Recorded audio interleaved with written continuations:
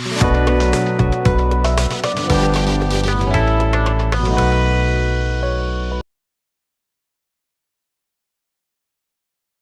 morning, everyone. Good morning, ma'am. Good morning, ma'am. Good morning, ma'am. Good morning. How are you all? We are fine. How are you? Fine. I'm also good. Thank you for asking. Can you switch on your videos, everyone, please?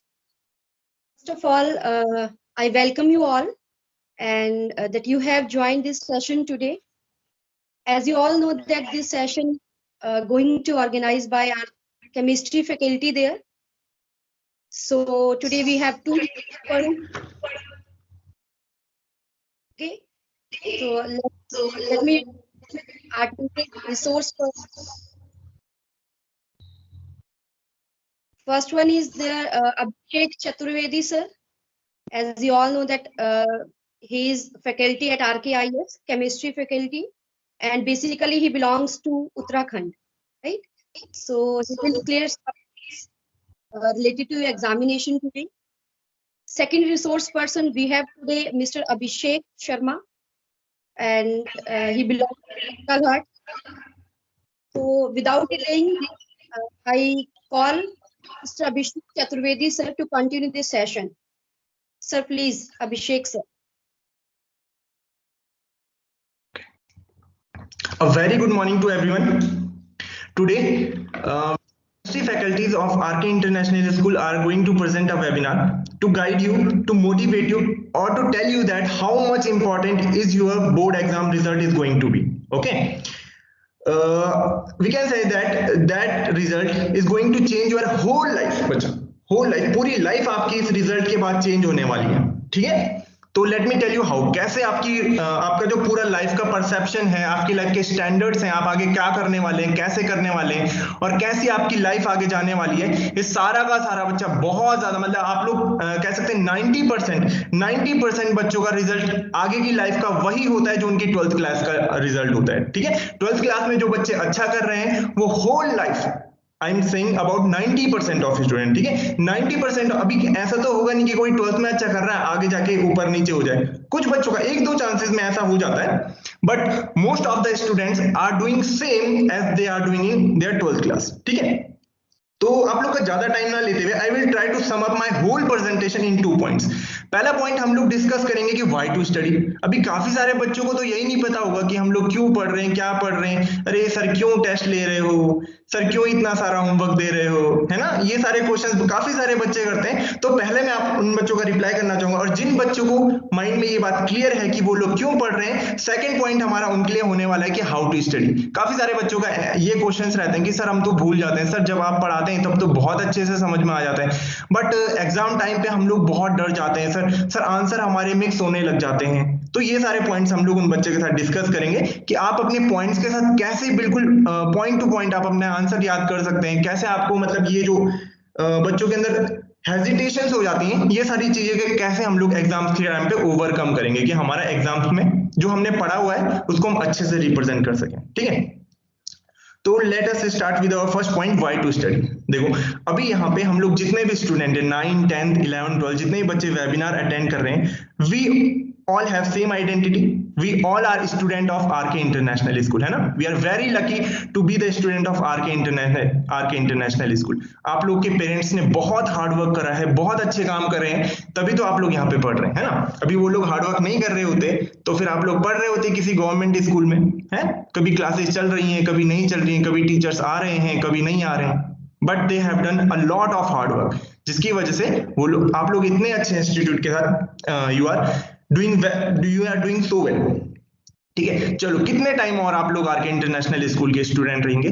जो बच्चे 12th class में पढ़ रहे हैं, after 6 और 7 month they will be in different colleges। जो बच्चे class 11th में हैं वो भी लगभग 1 साल 6 महीने के बाद पास आउट हो जाएंगे।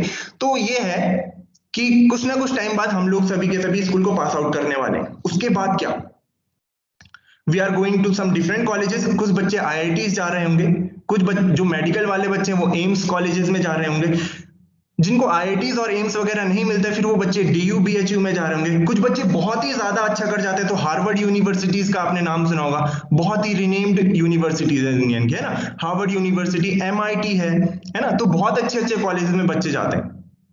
इट ऑल डिपेंड्स अपॉन कि आप लोग अभी क्या कर रहे हैं, ठीक है, आप लोग क्या कर रहे हैं अभी, सारा का सारा ये डिसाइड करेगा कि फिर आप कैसे कॉलेजेस में जाने वाले हैं। आप आईआईटीज में जाने वाले हैं या फिर आप आईआईटी से ऊपर हार्वर्ड यूनिवर्सिटीज वगैरह में जाने वाले हैं, कैम्ब्रिज यूनिवर्सिटी में जाने वाले हैं, या फिर आप लोग डीयू बीएचयू में जाने वाले हैं। ये सारे अच्छे अच्छे कॉलेजेस अच्छे बच्चे फिलअप कर चुके हैं। अभी जो बच्चे रह गए और जिनके पेरेंट्स के पास अच्छा खासा पैसा है, जो लोग अभी खूब इन्वेस्ट करना चाहते हैं, जिनका अभी मन नहीं भरा इन्वेस्ट करके, तो वो लोग फिर जाते हैं सम रेपुटेटेड प्राइवेट यूनिवर्सिटीज में। प्राइवेट यूनिवर्सिटीज में फिर कुछ बच्चे एडमिशन ले लेते हैं। रेपुटेशन है बट फीस भी उसी हिसाब से होगी। रेपुटेशन बहुत अच्छी है यूनिवर्सिटीज की, बट फीस भी फिर उस हिसाब से आप लोग समझ सकते हैं। और फिर यहाँ पे भी जब सारा मामला सेटअप हो चुका है, उसके बाद जो बचे कुछ बच्चे रह जाते हैं जिन्होंने 12th का रिजल्ट में अच्छा नहीं करा है, जो अभी पढ़ाई लिखाई नहीं कर रहे हैं, फिर वो लोग चल जाते हैं कुछ सम XYZ कॉलेज में, है ना। आप लोग समझ रहे हैं XYZ कॉलेज का मतलब मैं क्या कहना चाह रहा हूँ, ठीक है। तो अभी क्या होता है बच्चों, हमारा कॉलेज का नाम हमारी लाइफ के स्टैंडर्ड डिसाइड करने लगता है ना। आप लोग के पेरेंट्स, अगर आप लोग आईआईटीज में पढ़ रहे हैं, आपके पेरेंट्स प्राउडली बोलेंगे, कोई नहीं पूछेगा तो भी बता देते हैं हम लोग, है ना। हमारी आदत होती है कि अरे मेरा बेटा तो आईआईटी बॉम्बे में, या फिर हम लोग खुद ही जाके बताते हैं, अच्छा भाई कौन से कॉलेज में लिया आपने एडमिशन, तो वो कुछ सम XYZ कॉलेज का नाम बोलेगा, ये कौन सा कॉलेज है, ये तो मैंने कभी सुना ही नहीं है। फिर आप लोग को शर्म आती है बताने में कि यार अरे है एक कॉलेज यहाँ पे, छोटा सा कॉलेज। फिर आप पूछते हैं रिटर्न में कि आप कौन से कॉलेज, मैं तो आईआईटी बॉम्बे से कर रहा हूँ यार। अब आईआईटी बॉम्बे का नाम किसने नहीं सुना होगा, ऑल ओवर द ग्लोब हर कोई जानता है आईआईटी बॉम्बे के बारे में, ये किसी भी आईआईटीज के बारे में, है ना। तो फिर आपको वहां पे शर्मिंदा होने की जरूरत नहीं पड़ेगी। पहला पॉइंट है शर्मिंदा होने का। जैसे ही 12th पास आउट करते हैं, कहाँ आपने एडमिशन लिया है, यहाँ पे से आपके स्टैंडर्ड्स है लाइफ के, ये शो होने लगते हैं। आपके पेरेंट्स, अगर आप लोग अच्छे कॉलेज में हैं तो पेरेंट्स प्राउडली बताते हैं, पूरे मोहल्ले में बताते हैं कि अच्छा आईआईटी बॉम्बे में बच्चे का सिलेक्शन हो गया। और नहीं हो पाते तो फिर आप लोग उनकी शर्मिंदगी के जिम्मेदार हो जाते हैं, है ना, ठीक है। तो ये तो हो गई कॉलेज में एडमिशन लेने की बातें।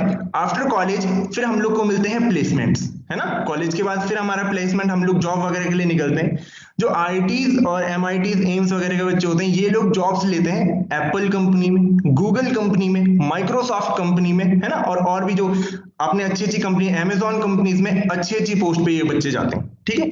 फिर उसका डीयू बीएचयू वाले बच्चे भी काफी अच्छा करते हैं, ऐसा कुछ नहीं है, ये काफी अच्छे कॉलेजेस है। और नीचे वाले कॉलेज के कुछ बच्चे, 1-2% बच्चे भी अच्छा कर जाते हैं, but we are talking about most of the student, है ना, we are talking about most of the student. अभी देखो आईआईटी, जो ये बड़े बड़े कॉलेजेस है, कंपनी यहाँ पे खुद आती है आप लोगों को सेलेक्ट करने के लिए, चलिए सर आपका इंटरव्यू वगैरह लेते हैं। और लास्ट टाइम की मैं बात बताऊं आपको, तो जो आईआईटी बॉम्बे का हाईएस्ट पैकेज था, इट वाज 12 करोड़ रुपीस, समझ लो 1 करोड़ पर मंथ, ठीक है। और जो नीचे वाले कॉलेजेस है, कोई कंपनी इनको पूछती तक नहीं, कोई कंपनी पूछती नहीं, बल्कि इवन ये बच्चे खुद से इंटरव्यू देने जाते हैं तो कंपनीज इनको भगा देती है। आपने करा क्या है भाई, अगर आपने अच्छा करा रहा है तो आप अच्छे कॉलेज से पढ़ रहे होते, है ना। फॉर एग्जाम्पल आप लोग ही ले लीजिए, आप अपने आप को ले लीजिए, you are the head of company, you are head of some company, ठीक है। और आपके पास दो बच्चे आए जॉब के लिए, एक बच्चा बिलोंग करता है आईआईटी से, आईआईटी का नॉर्मल बच्चा, जो आईआईटी का नॉर्मल बच्चा है, और एक सम XYZ कॉलेज का टॉपर बच्चा है। तो आप किसको प्रेफर करेंगे अपनी जॉब, अपनी कंपनी के लिए? Obviously IIT. तो हर किसी का ये सेम थिंकिंग है कि आईआईटी से है तो अच्छा ही करेगा, है ना। तो ये टैग लेना बच्चा, ये टैग लेना बहुत ज्यादा जरूरी है। अगर किसी अच्छे कॉलेज का टैग ले गए तो फिर आगे लाइफ सेटल है ना। तो ये सेम थिंग मैं आपको बता रहा था कि we are judged by our college name in our society. हमारी सोसाइटी हमको हमारे कॉलेज के नाम से जज करने लगती है।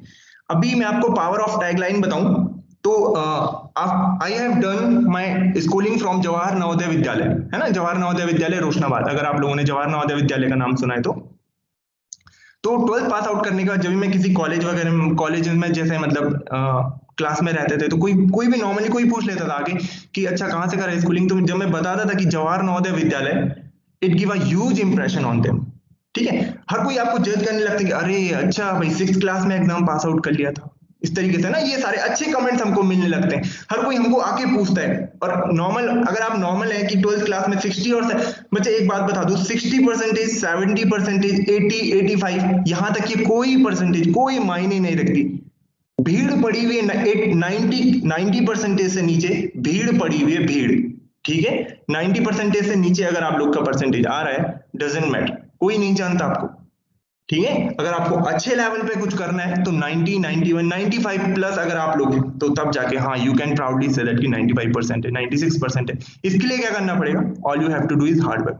हार्ड वर्क का कोई सब्स्टिट्यूट नहीं है बच्चा, कोई शॉर्टकट जैसी कोई चीज होती नहीं है। बच्चे लास्ट में सोचते हैं कि सर आप इंपॉर्टेंट, सर हमने लास्ट पूरे साल भर तो पढ़ा नहीं, सर हमने 11th में नहीं पढ़ा, सर 12th में नहीं पढ़ा, सर आप प्लीज इंपॉर्टेंट बता दीजिए। अरे क्या इंपॉर्टेंट बता दें भैया आप लोग को, है ना?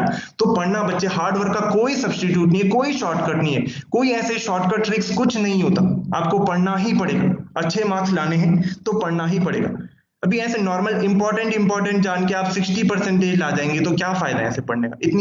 इतनी मेहनत से आपके पेरेंट्स आप लोग के लिए सपने सजे हुए हैं, तो कम से कम अपना नहीं उनका सोचिए कि क्या क्या उन्होंने आपके लिए सोच के रखा हुआ है। ठीक है,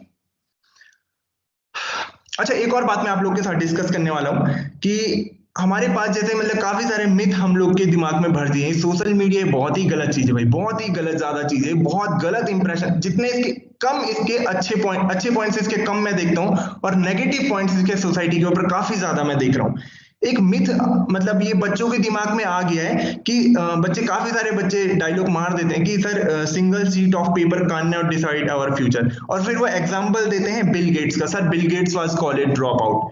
बिल गेट्स कौन से कॉलेज से ड्रॉप आउट है, क्या किसी बच्चे को पता है? Bill Gates was college drop out from Harvard university. अभी जो बच्चा हार्वर्ड यूनिवर्सिटी में पढ़ रहा है उसके लिए ड्रॉप आउट करना कोई बड़ी बात नहीं है। ठीक है, तो हार्वर्ड यूनिवर्सिटी में पहुंचना बहुत बड़ी बात है पहले तो। ठीक है, तो ये जो जितने भी एग्जांपल्स ये सोशल मीडिया ने हमारे दिमाग में भर दिए हैं ना कि कॉलेज ड्रॉप आउट होके भी ये लोग बहुत बड़ा कर जा रहे हैं, ये ऐसे छोटे, ये XYZ कॉलेज के कॉलेज ड्रॉप आउट नहीं थे। ठीक है, they were college dropout from some renowned universities, from top universities. Mark Zuckerberg was also dropout from Harvard University. और माइकल डेल का आपने नाम सुना होगा, डेल कंपनीज के जो भी लैपटॉप वगैरह होते हैं, he is the manager of that company. तो Michael Dell was the college drop out from universities of Texas. तो ये सारी की सारी बहुत बड़ी यूनिवर्सिटीज हैं। ठीक है, तो ये गलतफहमी दिमाग में लेके मत चलना कि आप लोग पढ़ाई नहीं करोगे तो फिर भी कुछ लोग तो कर ही रहे हैं अच्छा, ऐसा कुछ नहीं है। वो सारे वो लोग हैं जो पहले से ही अच्छा कर रहे थे, इसलिए वो कॉलेज ड्रॉप आउट होने के बाद भी अच्छा ही कर रहे हैं। ठीक है, तो बच्चा all I want to say that if you want to feel proud after 12th class, or you want to make feel your parents after 12th class, तो आप लोग को हार्ड वर्क करना ही पड़ेगा। ठीक है, ये जो 12th क्लास की परसेंटेज है पूरी लाइफ के लिए आपके आप फिर इसको चेंज नहीं कर सकते ना। बताओ कोई कर सकता है 12th क्लास की परसेंटेज को चेंज? अभी 6 महीने निकल गए, 6 महीने के बाद जो परसेंटेज आपको मिलने वाली है, क्या कोई भी उसको चेंज कर सकता है? ये जिंदगी भर के लिए हमारा पीछा नहीं छोड़ेगी, और 1-2 साल तो ये ऐसे जान खा जाती है। हर कोई फोन करके यही पूछता है, अच्छा भाई आप तो 12th में थे, कितनी परसेंटेज बनी? किसी रिलेटिव के घर में जा रहे हैं, बच्चे कितनी परसेंटेज बनी? किसी कॉलेज में जा रहे हैं, हर कोई यही पूछ रहा है आपको बार बार कि कितनी परसेंटेज थी। अभी आप पे डिपेंड करता है कि इस क्वेश्चन के लिए आप अपना प्राउड मोमेंट फील करना चाहते हैं, या फिर आप लोग बिल्कुल नजरें झुका के कि अरे हाँ हो गए, पास हो गए बच्चे, ऐसे थे 60% ला गए।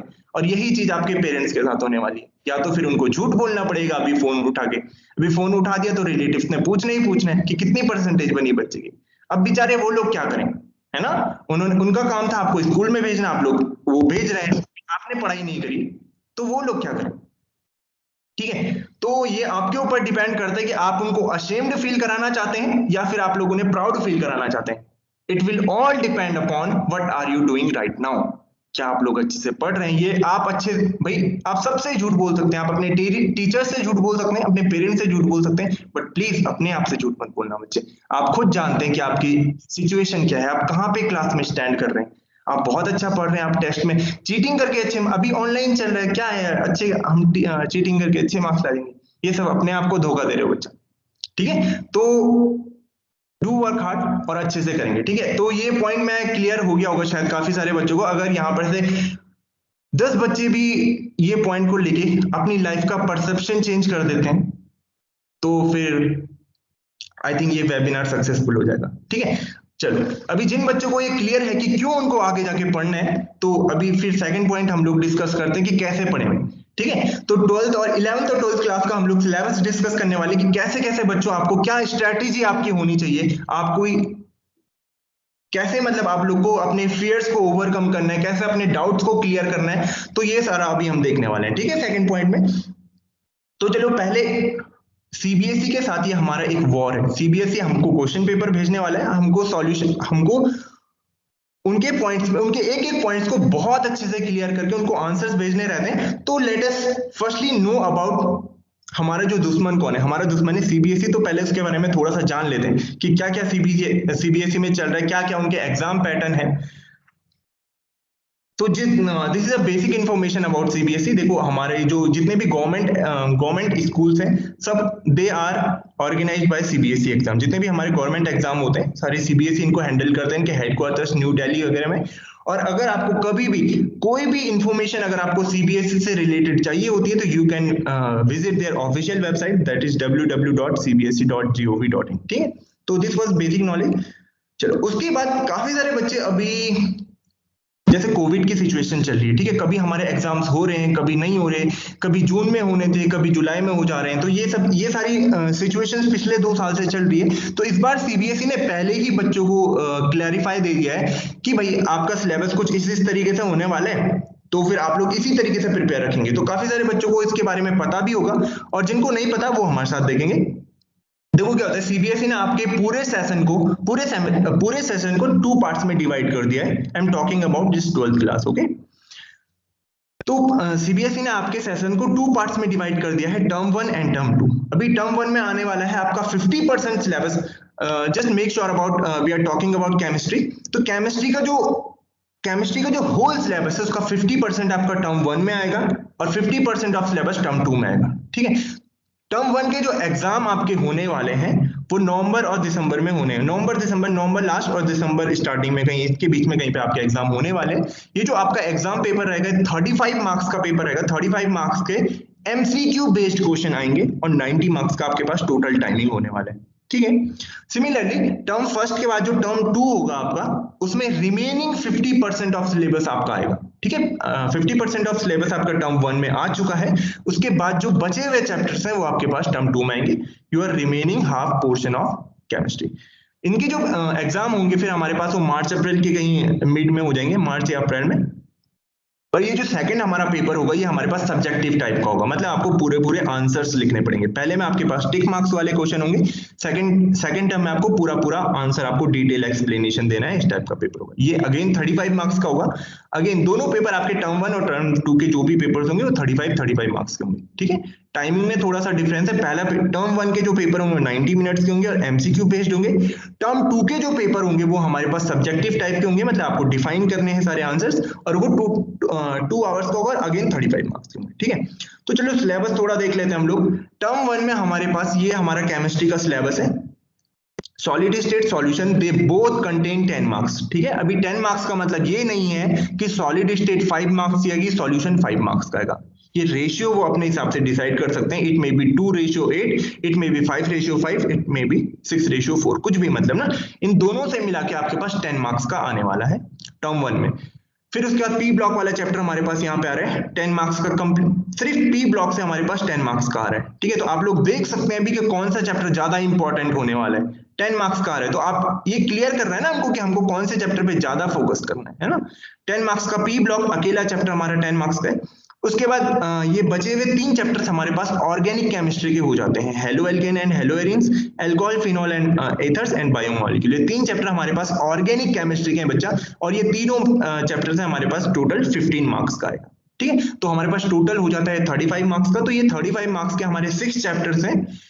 इनसे हमारे पास एमसीक्यू बेस्ड क्वेश्चन आने वाले हैं, which we have to do in 90 minutes. Okay, नवंबर और दिसंबर में आपका ये पेपर होने वाला है। उसके बाद टर्म 2 में तो हमारे पास ये रिमेनिंग 7 चैप्टर्स है जो हमारे पास केमिस्ट्री के, जो बचे हुए 7 चैप्टर्स हैं वो हमारे पास टर्म 2 में आएंगे। Electrochemistry, chemical kinetics and surface chemistry, तीनों फिजिकल केमिस्ट्री के आपके चैप्टर्स हैं, और तीनों की तीनों आपके 13 मार्क्स के आएंगे, मतलब इन तीनों से मिला के आपका 13 मार्क्स का आएगा। रेशियो अगेन रेशियो आपका यहाँ पे वेरी कर सकता है, किसी चैप्टर से कम आ सकता है, किसी चैप्टर से ज्यादा आ सकता है, ये इन्होंने मेंशन नहीं कर रखा। आपको ये तीनों चैप्टर से 13 मार्क्स का पेपर आने वाला है। नेक्स्ट हमारे पास D block and F block and coordination compound. Again यहाँ पे इन दोनों चैप्टर से मिला के आपके पास 9 मार्क्स का पेपर आने वाला है, दोनों से मिला के, ठीक है। अब इट में भी 5:4 और 4:5 और 6:3 इस तरीके से। नेक्स्ट हमारे पास दो चैप्टर फिर ऑर्गेनिक केमिस्ट्री के आने वाले, aldehyde, ketone and carboxylic acid and last one is amine. तो इन दो चैप्टर से भी हमारे पास फिर 13 मार्क्स का आने वाला है और टोटल हमारे पास फिर 35 मार्क्स का सब्जेक्टिव पेपर हो जाएगा केमिस्ट्री का, जो कि आपका मार्च और अप्रैल में होगा, ठीक है। तो अगर इसमें से कोई डाउट हो तो यू कैन आस्क मी। उसके बाद ये सेम हमारे पास 11th क्लास के लिए भी सिलेबस आ रखा है, बट सिलेबस अभी इन्होंने ये वेरीफाई नहीं कर रखा कि एग्जाम किस तरीके से होने वाले हैं। It will be 11th class के लिए इन्होंने कुछ ऐसा गाइडलाइन नहीं दी कि एमसीक्यू बेस्ड होगा, सब्जेक्टिव बेस्ड होगा। तो I think it will be all upon school कि आपका स्कूल किस तरीके से एग्जाम कंडक्ट करवा रहा है, ठीक है। बट यहाँ पे चैप्टर्स का डिवीजन इन्होंने दे रखा है। यूनिट फर्स्ट हमारे पास, यूनिट फर्स्ट और यूनिट सेकंड दोनों का कंपोजिशन दोनों साथ में हमारे पास 11 मार्क्स के आ रहे हैं। यूनिट थर्ड अकेला, यूनिट थर्ड देख रहे हो फिर से अकेला, यहाँ पे हम 4 मार्क्स का इन्होंने मेंशन कर रखा है। यूनिट फोर्थ हमारे पास 6 मार्क्स का है, यूनिट 5 और यूनिट 6 दोनों साथ में हमारे पास 5 मार्क्स के आ रहे हैं और यूनिट 7 हमारे पास फिर अगेन 9 मार्क्स का आ रहा है। तो ये टोटल हमारे पास 35 मार्क्स का है। अगेन मैं आपको बता दूं कि यहाँ पे कोई मेंशन इन्होंने गाइडलाइन नहीं कर रखी कि टर्म 1 का 11th क्लास के लिए टर्म 1 हमारे पास एमसीक्यू बेस्ड होगा या फिर सब्जेक्टिव बेस्ड होगा, इसके लिए कुछ दिया नहीं है। इट इज ऑल क्लियर कि फिर ये आपके स्कूल के ऊपर डिपेंड करता है कि कैसे आपका टर्म 1 होने वाला है। सेकंड हमारे पास टर्म 2 के लिए फिर रिमेनिंग चैप्टर्स हमारे पास टर्म 2 के हो जाते हैं। ये ऊपर के जो 3 चैप्टर्स हैं, states of matter, chemical thermodynamics and equilibrium, तीनों से मिला के हमारे पास 15 मार्क्स का आने वाला है एंड रेशियो में वेरी, ठीक है। जरूरी नहीं कि 5 मार्क्स ईच चैप्टर हो, ये अलग अलग मार्क्स के चैप्टर हो सकते हैं, ठीक है। नेक्स्ट हमारे पास S block and P block दोनों मिला के हमारे पास 11 मार्क्स का पेपर में आने वाले। और लास्ट हमारे पास हाइड्रो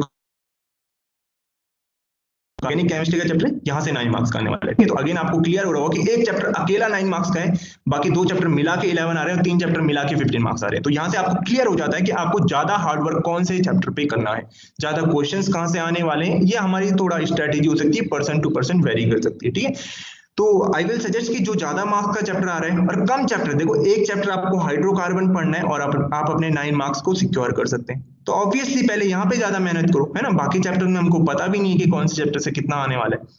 कंबाइन में हमको पता है बट पर चैप्टर हमको नहीं पता। तो ऐसे आप लोग अपनी स्ट्रेटेजी बना सकते हैं, ठीक है। चलो अभी उसके बाद हम लोग देख लेते हैं कि क्या टिप्स है हमारे पास कि हम अच्छा स्कोर करें। सर हम तो भूल जाते हैं सर, फॉर्मूले हमको सारे सर मिक्स हो जाते हैं। तो ये सब आपके आंसर हम देने वाले हैं कि क्या आपकी स्ट्रेटेजी होनी चाहिए, कैसे आप लोग ये जो एग्जाम का फियर है इससे आप ओवरकम कर सकते हैं। पहली बात है बच्चे, स्टे पॉजिटिव।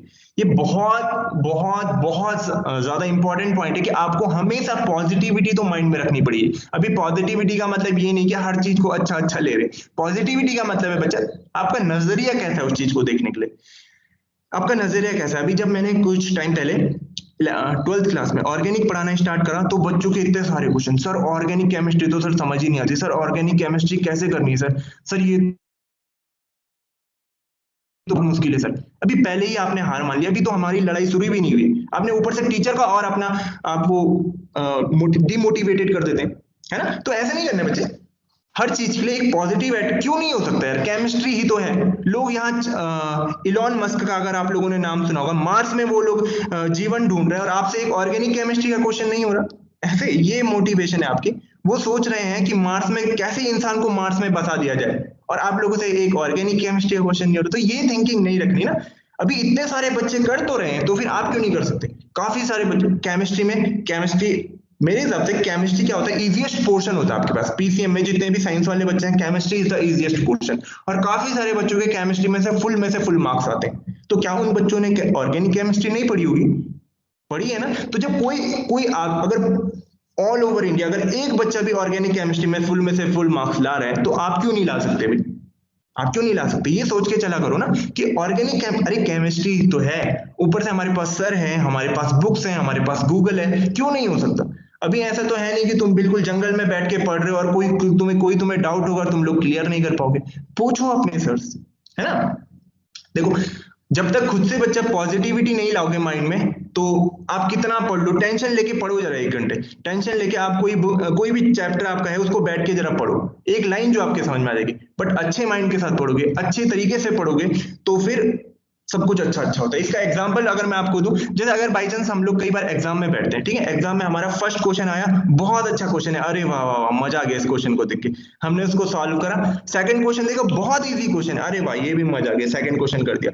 थर्ड क्वेश्चन करा, फोर्थ क्वेश्चन करा, फिफ्थ क्वेश्चन करा, ऐसे करके 7 to 8 क्वेश्चन हमारे पास बहुत इजी आ गए, बहुत इजी क्वेश्चन आ गए। तो क्या होता है, इससे हमारे माइंड में डोपामाइन रिलीज होता है, जो कि हमारा कॉन्फिडेंस लेवल इंक्रीज करता है। ठीक है, अभी कॉन्फिडेंस लेवल इंक्रीज होने के बाद अगर 9th क्वेश्चन हमारे पास ऐसा क्वेश्चन आ जाए जो कि हमने पढ़ा नहीं है, हम लोग उसको भी अटेंड कर जाते हैं। अभी सही हो गलत हो वो बाद में डिसाइड होता है, बट हम लोग उस क्वेश्चन को भी अटेंड करने की कैपेबिलिटी उस समय हम पा लेते हैं। तो ये क्यों हुआ? This was all due to the positivity which you have gain in your previous 8 questions. अभी पिछले जो आपने 8 क्वेश्चंस कर करके अपने दिमाग के अंदर पॉजिटिविटी ला दी है ना, कि पेपर तो बहुत आसान है, आज तो फुल में से फुल लेके जाऊंगा, उसकी वजह से वो जो 9th क्वेश्चन जो टिपिकल आ गया था, आपने उसको भी कर दिया। ठीक है, और अगर हम इस प्रोसेस को जस्ट रिवर्स कर दे, तो अगर इस प्रोसेस को जस्ट रिवर्स कर दे, तो पहला क्वेश्चन नहीं आता है, ये तो पता नहीं कहां से आ गया। सेकंड क्वेश्चन, अरे ये तो पता नहीं कहां से क्वेश्चन आ गया, बहुत टफ पेपर है। थर्ड क्वेश्चन भी नहीं आता। फोर्थ क्वेश्चन करा और आधे में अटक गए। पांचवा क्वेश्चन करा, यार ये भी नहीं आता, और बाकी बच्चे करने पे लगे हुए। सिक्स्थ क्वेश्चन अगर आप अब इजी भी आ गया, तो पहले ही माथे पे पसीने की बूंदें आ जाती हैं, यार 5 क्वेश्चन तो जा चुके हैं, 6वां क्वेश्चन गलत नहीं करना यार। और हम क्या करते हैं, हड़बड़ाहट में उस क्वेश्चन में कोई छोटी मोटी मिस्टेक करके आ जाते हैं, है ना। तो ये बहुत सारे बच्चों के साथ होता है, पर्सनली मेरे साथ ये होता था। तो फिर ये सारी है, ये डिफरेंस है पॉजिटिविटी और नेगेटिविटी का। पहले पेपर में 8 क्वेश्चंस ने आपके अंदर पॉजिटिविटी डेवलप कर दी थी, जिसकी वजह से आपने 9th जो टिपिकल क्वेश्चन था वो भी कर गए। ये this was the power of positivity. Second paper में वो 5 से 6 क्वेश्चन गलत करने के बाद, या फिर 5 6 क्वेश्चन छोड़ने के बाद, जो 7th क्वेश्चन हमारे पास इजी आया, हमने डर के मारे, क्योंकि माइंड के अंदर नेगेटिविटी भर चुकी है, पेपर बहुत टफ है, नहीं होगा यार, नहीं होगा, कहीं फेल ना हो जाऊं यार। अभी ये सारी बातें दिमाग के अंदर भर गई हैं, तो जो बेचारा 7th क्वेश्चन जो इतना इजी था, जो छोटा सा 1 लाइन का आंसर था, उसको भी हड़बड़ाहट में कुछ गलत सलत पता नहीं क्या करके आ गया। तो this is the power of negativity. अभी आपको सेलेक्ट करना है कि आपको पॉजिटिविटी रखनी है, नेगेटिविटी रखनी है। आप केमिस्ट्री को कभी पहले, केमिस्ट्री पढ़ने से पहले दिमाग खोल के बैठिए आराम से, कि अच्छा हो गया, इजी है यार, इजी है, हो जाएगा, नहीं होगा तो सर से पूछ लेंगे, नहीं होगा तो गूगल है हमारे पास, नहीं होगा तो हमारे पास बुक्स रखी हुई हैं। अभी इन सारी चीजें, इतनी सारी चीजें हैं आपके पास, तो फिर क्या ये कि सर नहीं होता, सर समझ ही नहीं आता, सर कोशिश तो करो बच्चा, कोशिश करोगे तो सब होता है, सब होता है। देखो मार्स में दुनिया पहुंच रही है, अभी ऑर्गेनिक केमिस्ट्री से डरोगे तो फिर क्या।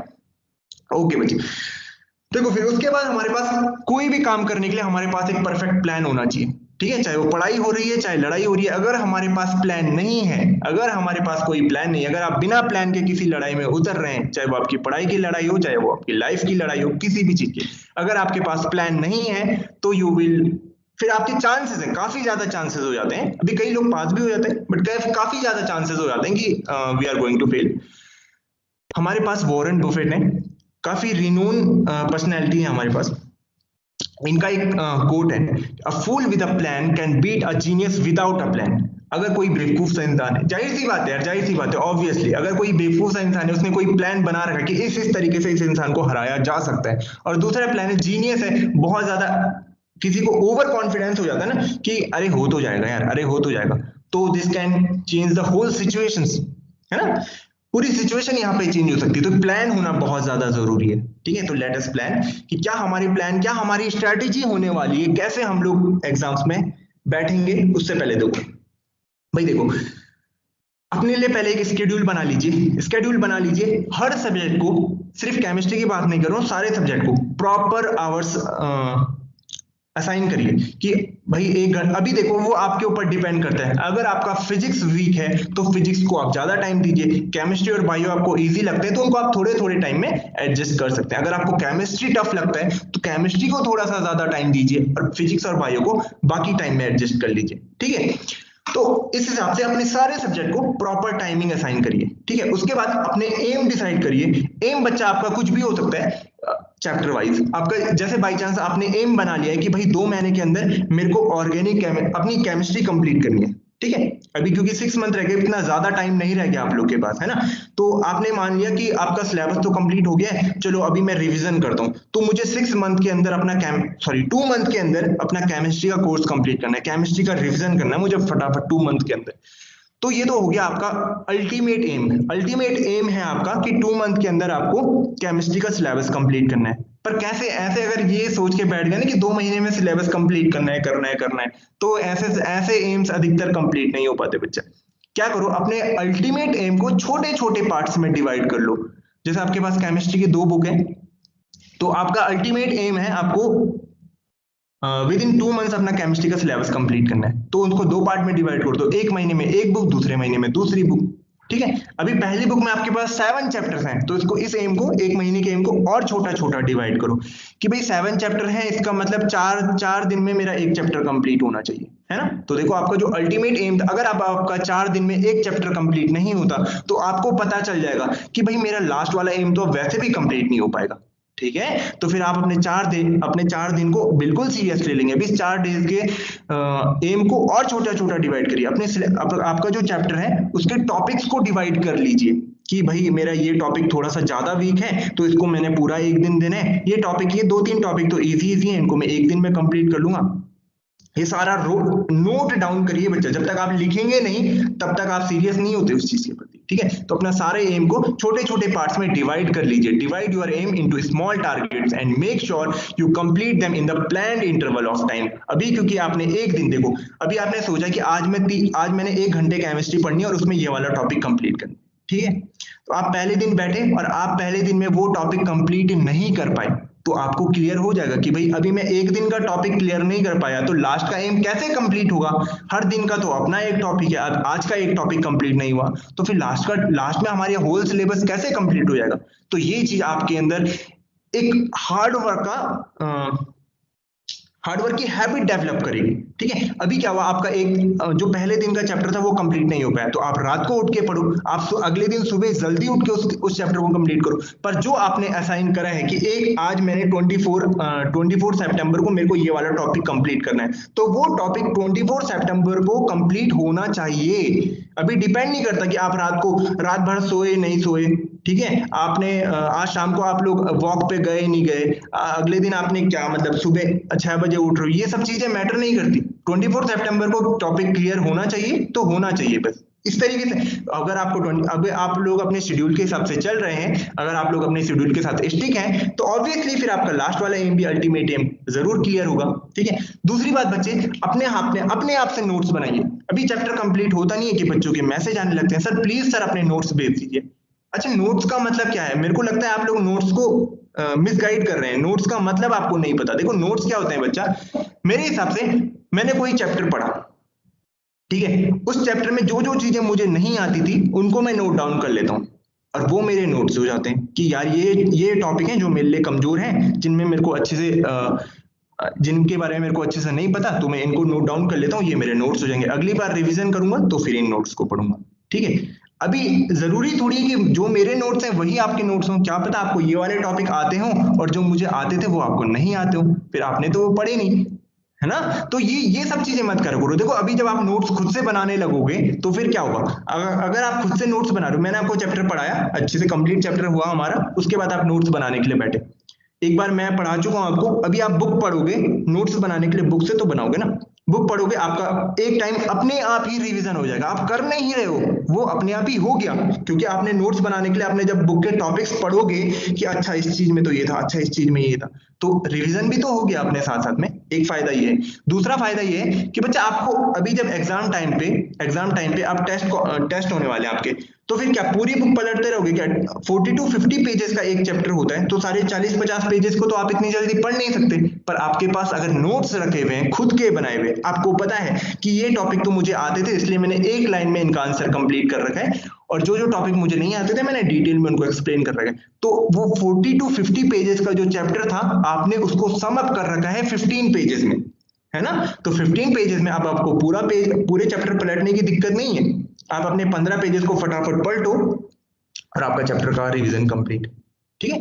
तो इस तरीके से आपकी एनर्जी बचेगी, आपका टाइम बचेगा, ठीक है, और आप जल्दी जल्दी अपने नोट्स को रिवाइज करते हैं। पूरा चैप्टर को आप 15 पेजेस हैं, अगर आप लोग आधा घंटा भी लगाते हैं तो आधे घंटे में आपका पूरा 40 to 50 पेजेस का चैप्टर कंप्लीट रिवीजन आपके पूरे चैप्टर का, ठीक है।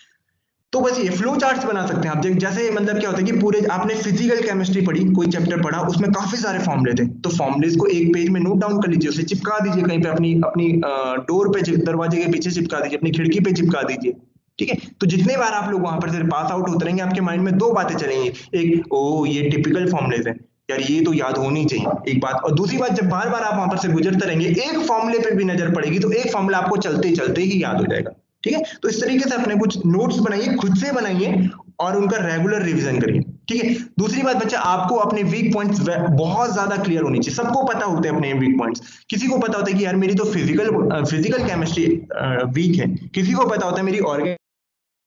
हम लोग क्या करते हैं, हम लोग बन जाते हैं ऑस्ट्रिच, हम लोग बन जाते हैं शुतुरमुर्ग, जमीन के अंदर डाल देते हैं अपनी मुंडी। पता है ना आप लोगों को, जैसे वो जो ऑस्ट्रिच होता है, जब उस पर खतरा आता है तो वो क्या करता है, अपनी जमीन, ऐसा नहीं कि इधर उधर भागूं कुछ करो अपने आप को बचाने के लिए, जमीन के अंदर अपनी मुंडी डाल देता है और लगता है कि खतरा खत्म।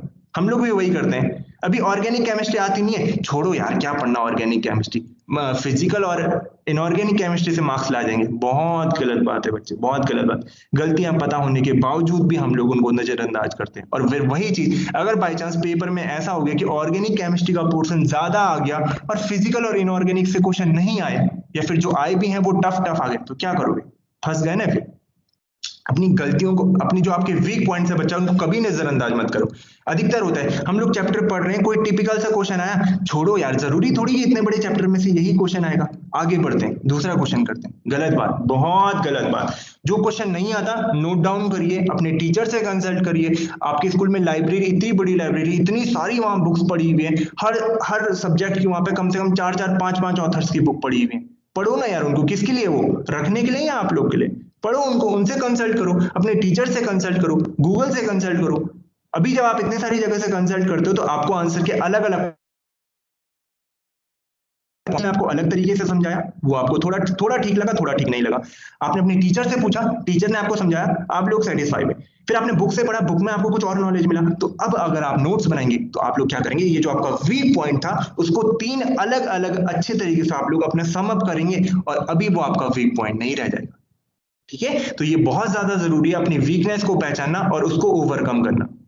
अपनी टीचर की गाइडेंस जरूर लेंगे बच्चे, ठीक है। आपके पास इतने अच्छी फैकल्टी यहाँ पे आपके स्कूल ने आपको प्रोवाइड करा रखी है, तो उनका फायदा उठाइए ना, उनसे कंसल्ट करिए कि सर मेरे को तो ये पॉइंट समझ में नहीं आता, सर कैसे करेंगे। आपके पास इतनी सारी बुक्स हैं, ठीक है बच्चा। अगर आपका अभी सिलेबस कंप्लीट हो चुका है, उसके बाद जो पॉइंट बच्चे बहुत नजरअंदाज कर देते हैं वो है कि सैंपल पेपर्स को सॉल्व करना, ठीक है। सैंपल पेपर सॉल्व करने से क्या होता है, मैं आपको बताता हूँ। सैंपल पेपर सॉल्व करने से ये होता है कि आपको स्ट्रैटेजी पता चल जाती है, आपको पता चल जाता है कि किस टाइप के पेपर्स आपके आने वाले हैं। कहीं पेपर, केमिस्ट्री का पेपर लेंथी होता है या फिर छोटा पेपर होता है, केमिस्ट्री में 1 वर्ड के आंसर लिखने हैं या फिर केमिस्ट्री में पूरे बिल्कुल डिफाइन करके लिखना है जैसे इंग्लिश में होता है, ठीक है। तो ये सारी चीजें अगर जिस बच्चे ने सैंपल पेपर सॉल्व नहीं कर रखे, बैठ जाएगा वहां पेपर में, ठीक है, बैठ जाएगा पेपर में, कुछ पता ही नहीं चलेगी कौन से चैप्टर से कैसे क्वेश्चन आ रहे हैं। अभी क्या होता है, आपने देखो सैंपल पेपर सॉल्व करा, ठीक है, सैंपल पेपर सॉल्व करा, आपने कोई क्वेश्चन को देखा, कोई क्वेश्चन बार बार रिपीट हो रहा है। पहले सैंपल पेपर में ये क्वेश्चन था, दूसरे सैंपल पेपर में भी ये क्वेश्चन था, 5वें सैंपल पेपर में भी ये क्वेश्चन था, 10वें सैंपल पेपर में भी ये क्वेश्चन। ऑब्वियसली जाहिर सी बात है कि उस चैप्टर का वो क्वेश्चन सबसे ज्यादा इंपॉर्टेंट टॉपिक है, तभी तो सैंपल पेपर में वो बार बार रिपीट हो रहा है, तभी तो प्रीवियस ईयर के पेपर में वो क्वेश्चन बार बार रिपीट हो रहा है। तो बहुत ज्यादा चांसेस हैं कि इस बार भी वो क्वेश्चन आ जाए। तो भाई ये वाला क्वेश्चन तो मुझे तैयार ही रखना है क्योंकि बहुत रिपीट हो रहा है, ठीक है। तो ये सारी चीजें आपको कब पता चलेंगी, जब बच्चे आप सैंपल पेपर सॉल्व कर रहे हैं, ठीक है। सैंपल पेपर सॉल्व करने से आपकी स्पीड भी मेंटेन हो जाती है। बाई चांस अगर आपका पेपर लेंथी आ रहा है, आप लोगों को कोई खबर नहीं है, सैंपल पेपर सॉल्व करके नहीं जा रहे, ऐसे ही चले गए वहां मुंह उठा के पेपर देने के लिए, ठीक है। कोई पता नहीं है कि पेपर लेंथी आता है केमिस्ट्री का या छोटा पेपर आता है, बैठ गया वहां पे अपने हिसाब से लगे हुए लिखने पे, सजा के बिल्कुल, और लास्ट में पेपर छूट जाता है। फिर उसके बाद घर पे आके कि यार मम्मी पेपर छूट गया, 10 नंबर का आता था मुझे पर छूट गया। अभी कैसे छूट गया, क्यों छूट गया? क्योंकि सैंपल पेपर सॉल्व, कभी प्रैक्टिस ही नहीं करी पेपर देने की। कई बच्चों को क्या होता है, वहां पे 3 घंटे के पेपर में बिल्कुल पसीने छूट जाते हैं, ये भी लिख रहे हैं वो भी लिख रहे हैं, एक्स्ट्रा ऐड कर दिया, जो पूछा नहीं है वो भी ऐड कर दिया, अब फिर लास्ट में पेपर छूट जाता है। सर हमको तो पूरा पेपर आता था सर, हम तो पूरा लिख के आए थे सर, पर लास्ट के 2-3 क्वेश्चन छूट गए सर, इजी 5 मार्क्स के। तो कैसे? जो बच्चे सैंपल पेपर सॉल्व नहीं करते, ये प्रॉब्लम उन्हें बहुत ज्यादा फेस करने को पड़ती है। बट आप लोग तो सैंपल पेपर सॉल्व करके जाएंगे, है ना? अभी आप लोग को पता चल गया है कि कमी कहाँ पे है, तो अपनी कमी को सुधारेंगे ना हम लोग। अभी अपनी कमी को सुधारेंगे हम लोग को सैंपल पेपर बच्चे सभी को सॉल्व करके जाने, ठीक है? सैंपल पेपर इतना ज्यादा, वैसे तो आपको इसको मतलब यहाँ पे टीचर्स वगैरह सारे प्रीवियस ईयर के सैंपल सॉल्व कराते हैं, बट एक बुक खरीदिए, मुश्किल से 150-200 रुपए की आएगी, सैंपल पेपर, उसमें सारे प्रीवियस ईयर के पेपर्स होते हैं, सारे के सारे। घर में बैठिए, 3 घंटे का अलार्म सेटअप करिए और पेपर सॉल्व करना स्टार्ट करिए, ठीक है? आपको पता चलेगा कि 3 घंटे में आप पेपर को कंप्लीट कर पा रहे हैं या नहीं कर पा रहे हैं। क्या आप वो 3 घंटे का प्रेशर को झेल पा रहे हैं? कई बच्चों को एंजाइटी हो जाती है पेपर में, सांसें तेज होने लगती हैं, हाथों पे, सर मैं पेपर में बैठता हूं तो हाथों पे पसीना आने लगता है। ये सब उन्हीं को होता है जिन्होंने प्रैक्टिस नहीं कर रही। अभी वहां पे चिल मार के बैठे हुए हो, एकदम कूल माइंड से बैठे हुए हो कि हाँ यार कितने, मैं तो 30-40 केमिस्ट्री के सैंपल पेपर सॉल्व करके बैठा हूं, उन्हीं में से तो क्वेश्चन आएंगे। क्या बाहर से ऐसे थोड़ी कि कोई नासा का क्वेश्चन पूछ देंगे, कोई ऐसा पूछ देगा कि वीनस में क्या क्या चल रहा है आजकल, मार्स में क्या क्या चल रहा है, ये तो नहीं पूछेंगे ना। केमिस्ट्री का सिलेबस पूछेंगे, तो चिल मार के बैठे हुए, यार मैंने इतने सारे सैंपल पेपर सॉल्व करके बैठे हुए, आने दो क्या आ जाएगा, ठीक है? देखो क्या होता है, सैंपल पेपर सॉल्व करने से कॉन्फिडेंस आपका बूस्ट अप होता है, पॉजिटिविटी पहले से ही माइंड में आ जाती है, जो कि हमने फर्स्ट पॉइंट डिस्कस करा था कि पॉजिटिविटी होनी चाहिए। पॉजिटिविटी अपने आप ही डेवलप हो जाएगी अगर आप सैंपल पेपर सॉल्व करके गए। कॉन्फिडेंस लेवल आपका बिल्कुल पीक पे रहेगा बच्चे, कि सारा कुछ तो पढ़ लिया है यार, अब क्या क्या जिन पूछ लेंगे, क्या पूछ लेंगे, ठीक है? तो और काफी सारे बच्चे ऐसे थे, काफी अच्छे बच्चे होते हैं कि सर एग्जाम टाइम पे सर बहुत घबराहट होने लगती है, सर नींद नहीं आती सर रात को, सर कई मतलब ऐसा हो जाता है एग्जाम टाइम पे कि मतलब बहुत ज्यादा परेशान हो जाते हैं बच्चे, हौच पौच हो जाती है पूरी, क्योंकि उन्होंने बहुत ज्यादा पढ़ा रहता है। बहुत ज्यादा पढ़ने के साथ साथ बच्चे सैंपल पेपर बहुत जरूरी है उनमें। ये लास्ट पॉइंट उन्हीं बच्चों के लिए जो बच्चे बहुत मेहनत कर रहे हैं और एग्जाम टाइम पे डर के मारे किसी ना किसी प्रॉब्लम की वजह से कुछ ऐसे ऊपर नीचे हो जाता है, वो बच्चे सैंपल पेपर जरूर सॉल्व करेंगे। बच्चा अगर सैंपल पेपर सॉल्व कर रखे, कॉन्फिडेंस बिल्कुल आसमान पे रहेगा, कोई एंजाइटी नहीं होगी, कोई प्रॉब्लम नहीं होगी, बहुत अच्छे से पेपर कर लेंगे, ठीक है?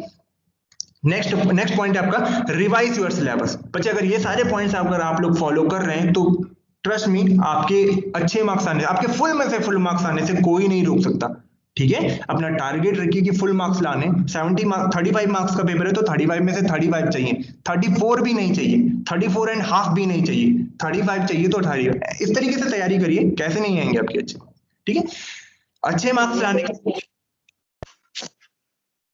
हाँ जी क्या आवाज आ, पता नहीं क्या हुआ होगा। हेलो, ना कुछ खराब भी है, इतना आया हुआ है। क्या बोल?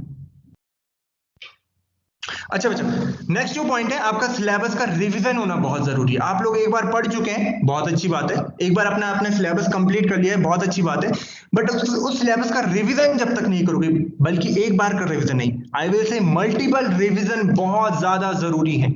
मल्टीपल रिवीजन से क्या होता है बच्चा, कुछ पॉइंट्स ऐसे होते हैं कि जो कि हमको समझ में नहीं आ रहे होते, ठीक है? बट एक ही क्वेश्चन को जब हम कम से कम 7 से 8 बार हम लोग देख लेते हैं तो उसका प्रोसेस हमारे दिमाग में अपने आप ही बैठ जाता है। पेपर में आप लोग क्वेश्चन देखो, कई बार ऐसा होता है, मैथ्स के क्वेश्चन की बात करता हूं, मैथ्स के क्वेश्चन की बात, कोई क्वेश्चन ऐसा होता है हमने काफी ज्यादा बार प्रैक्टिस कर ली होती है, सेम क्वेश्चन अगर पेपर में आ जाए, हमको कैलकुलेशन करने की भी जरूरत नहीं पड़ती, हम स्टेप टू स्टेप अपने आप ही छाप देते हैं कि ये मल्टीप्लाई बाय ये 58 आएगा आंसर, ऐसा ऐसा करके। वो कब होता है, जब हम किसी चीज को मल्टीपल रिविजन्स देते हैं।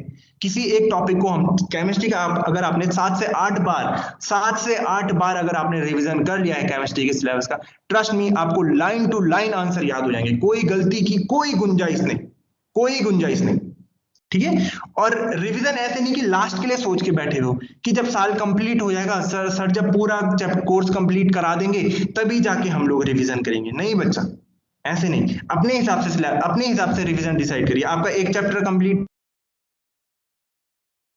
तो फटाफट अभी आपने रिवीजन करके कंप्लीट करा, फिर अगले संडे को चेक करो कि क्या मैंने अभी, देखो आपने एक बार रिवीजन करा क्योंकि आपने तो नोट्स बना रखे हैं, देखो सारी चीज आपस में इंटरलिंक्ड है, आपने नोट्स बना रखे हैं, इसलिए आपको अब दोबारा रिवीजन करने में इतना ज्यादा टाइम नहीं लगेगा। आपने 15 पेजेस के नोट्स को आधे घंटे में रिवाइज करा, जब आप अगले संडे को इन 15 पेजेस को रिवाइज करोगे, पहली बार आपको आधा घंटा लग सकता है, अगली बार आपको 10 मिनट लगेंगे, उससे अगले संडे को जब आप फर्स्ट चैप्टर के फर्स्ट पेजेस के नोट्स को रिवाइज करोगे, आप 5 मिनट में रिवाइज कर लोगे, और पेपर के टाइम पे आपको सिर्फ पन्ने पलटाने पड़ेंगे, सिर्फ पन्ने पलटाने, क्योंकि सारा का सारा रिविजन तो दिमाग में सेट है यार, बहुत अच्छे से रिवीजन सेट है। तो ये नोट्स बनाने के फायदे हैं, और इस तरीके से आप अपने सिलेबस को मल्टीपल रिवीजन दे सकते हैं। मल्टीपल रिवीजन होना बहुत ज्यादा जरूरी है, बहुत ज्यादा जरूरी है। हम काफी सारी चीजों को भूल जाते हैं, इवन मैं खुद भूल जाता हूँ अगर रिवीजन ना करूँ तो। अगर मैं आपको 5 महीने पढ़ाना छोड़ दूं तो शायद 6वें महीने में मेरी हालत खराब हो जाएगी पढ़ाने में, है ना। तो रिवीजन बहुत ज्यादा जरूरी है बच्चा, ठीक है। Multiple revision are must.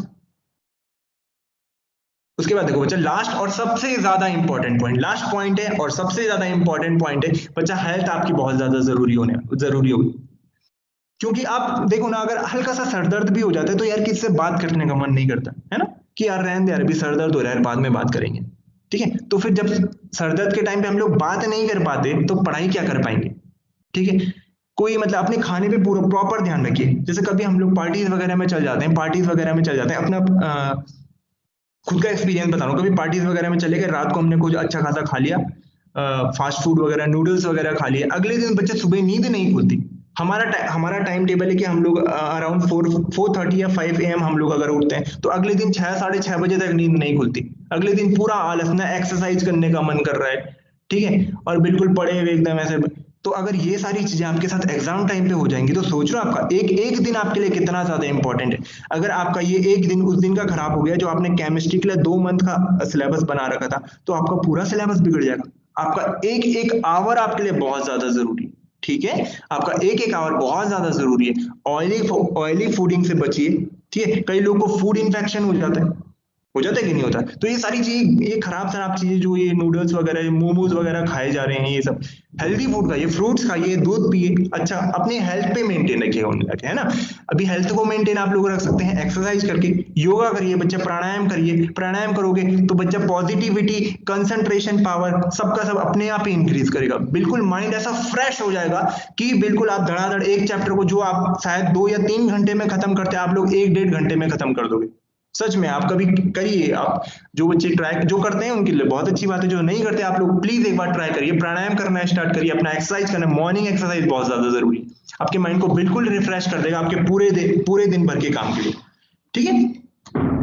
Eight last I will say all the best to all of the student. अच्छे से पढ़ाई करिए, अच्छा रिजल्ट दीजिए, ताकि तब आफ्टर सम टाइम जब हम लोग मिले, आप अपने टीचर से मिले, आप अपने स्कूल में आइए, अपने बच्चों के साथ आएंगे, या फिर किसी के साथ भी आप लोग आएंगे कि मैं RKIS में पढ़ता था, फिर आप लोग हमसे यहाँ पे मिलने के लिए आएंगे, तो आप प्राउडली बोलोगे कि सर हम ये कर रहे हैं। अपना अच्छे से हमको बताओगे कि सर मैं तो IIT बॉम्बे में मेरा सिलेक्शन हो गया था, और उसके बाद तो मैं गूगल कंपनी में जॉब कर रहा हूँ, है ना। सर मेरा एम्स में सिलेक्शन हो गया था और अभी मैं एम्स दिल्ली में डॉक्टर हूँ। इस तरीके से आप, या फिर दूसरी बात ये हो सकती है कि आप लोग नजरें चुरा के यहाँ से बाहर से जा रहे हैं और तुरंत अरे RKIS थोड़ा स्पीड तेज कर लो भाई फटाफट, ये भी हो सकता है ना। तो ये it all depends upon you, आप लोग क्या करते हैं, ठीक है। तो आई होप आप लोग को ये वेबिनार समझ में आया होगा अच्छे से। एट लास्ट बच्चे, एक लास्ट पॉइंट है, अगर आपको कभी भी if you ever feel demotivated about your studies, you can rewatch these videos on the official YouTube channel of RK international school, that is educative RKIS। Thank you. Thank you, Abhishek sir, for Thank you, ma'am. sharing such a wonderful information with our students. See, beta, what is the purpose of organizing such sessions for you? That we are hoping that you will get something worthwhile, right? Something fruitful for you that will help in your future there. मैं बात करना चाहूंगी कुछ बच्चों की यहाँ पे। See, कुछ बच्चे हैं वो एक लय में चले होते हैं कि हम we are clearing our 7th, we are clearing our 8th, we are qualifying our 9th, 10th, but you know this is your turning stage, right? From 9th class, this is your turning stage and you have to take a pause there, right? You have to think there. आपको सोचना है कि हमने 9th से क्या opt करना है, क्या हमने what will be our aim there. कुछ बच्चे हैं कि clear aim है कि what will be in future, कि हमें क्या बनना है, हमें डॉक्टर बनना है, तो वो उस तरह से लेके चले होते हैं अपनी स्टडी को कि हमने डॉक्टर बनना है, that we have to do these things. But कुछ बच्चे ऐसे हैं यहाँ पे जो बिना एम के चले होते हैं, तो आपको यहाँ पे रुकना है, आफ्टर 8th आपको यहाँ पे रुकना है, पॉज लेना है, सोचना है कि हमें फ्यूचर में क्या बनना है, राइट। और यहीं से आपकी जर्नी शुरू होती है, from 9th onward, right. What will be your choice, what will be your preferences in future, this is very important. You put your things there and this will help your future. This will help to shape your choices and preferences there, right? Now, after Chaturvedi sir, I invite Abhishek sir for sharing his views there. Abhishek sir. Morning, all of you. Good morning, Good morning, sir. Good morning, sir. Okay, welcome all of you to the webinar of class 9th and 10th. Okay, 1 minute. Is my screen is visible to all of you? Yes, sir.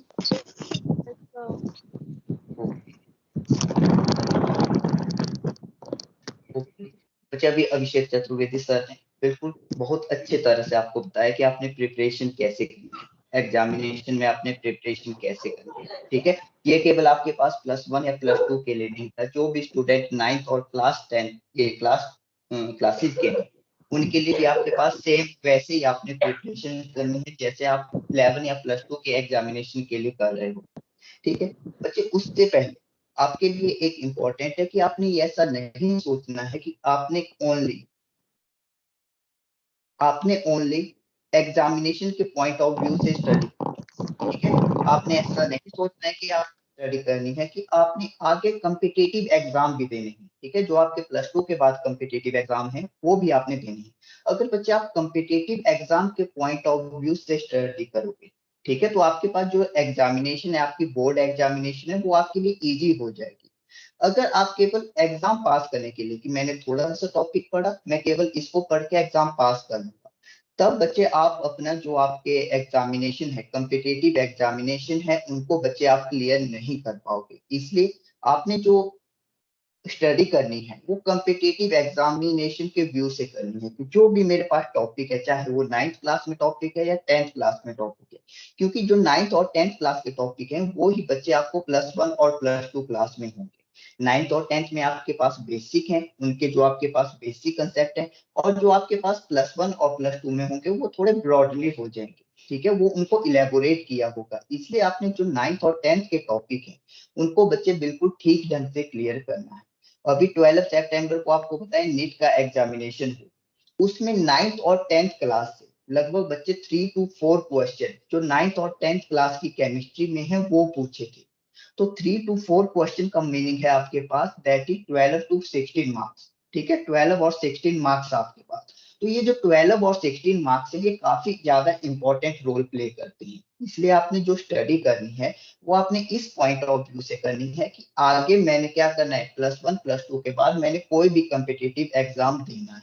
तो बच्चे हम prepare कैसे करें, examination के लिए prepare कैसे करें? तो बच्चे ये हमारे पास कुछ पॉइंट है, दैट इज हमारा पॉजिटिव एटीट्यूड होना चाहिए, हमारा स्टडी मटेरियल रेडी होना चाहिए। जब भी हम सेशन स्टार्ट कर रहे हैं या अपना रिवीजन स्टार्ट कर रहे हैं, हमने अपने स्टडी नोट्स अपने आप बनाने हैं, ठीक है। जितने भी हमारे पास कैंपस रिसोर्सेज हैं ये सब कुछ हम यहाँ पे डिस्कस करेंगे। Use flow chart and diagram, flow chart और डायग्राम का यूज करके हम स्टडी कर सकते हैं, ठीक है। Practice on old exam paper, जो हमारे पास ओल्ड एग्जाम पेपर हैं इन सभी को बच्चे हम यहाँ पे पॉइंट बाय पॉइंट डिस्कस करेंगे। तो बच्चे फर्स्ट है हमारे पास दैट इज पॉजिटिव एटीट्यूड, ठीक है। पॉजिटिव एटीट्यूड क्या होगा बच्चे, पॉजिटिव एटीट्यूड से क्या होगा, जब आपका केमिस्ट्री की तरफ आपका पॉजिटिव एटीट्यूड होगा, इसका मीनिंग होगा कि बच्चे आप क्या कर रहे हो, आपका पॉजिटिव एटीट्यूड है तो आप पॉजिटिव एटीट्यूड से उस केमिस्ट्री के टॉपिक को पढ़ रहे हो। मे बी वो डिफिकल्ट हो सकता है, लेकिन जब आपको उसकी तरफ पॉजिटिव एटीट्यूड होगा, पॉजिटिव एटीट्यूड का मीनिंग कि आप क्या बोल रहे हो अपने आप को, हाँ ये टॉपिक डिफिकल्ट है लेकिन अगर मैं हार्ड वर्क करूंगा तो मैं इस टॉपिक को क्लियर कर सकता हूँ। जिससे क्या होगी बच्चे, आपको मोटिवेशन मिलेगी। एक तो आपको हार्ड वर्क करने की मोटिवेशन मिलेगी क्योंकि आपको पता होगा कि हार्ड वर्क से मैं इस टॉपिक को क्लियर कर सकता हूँ। दूसरा आपका क्या होगा, आपको उस टॉपिक को समझने के लिए आपको इजी हो जाएगा, आप इजीली उस टॉपिक को समझ सकते हैं, ठीक है।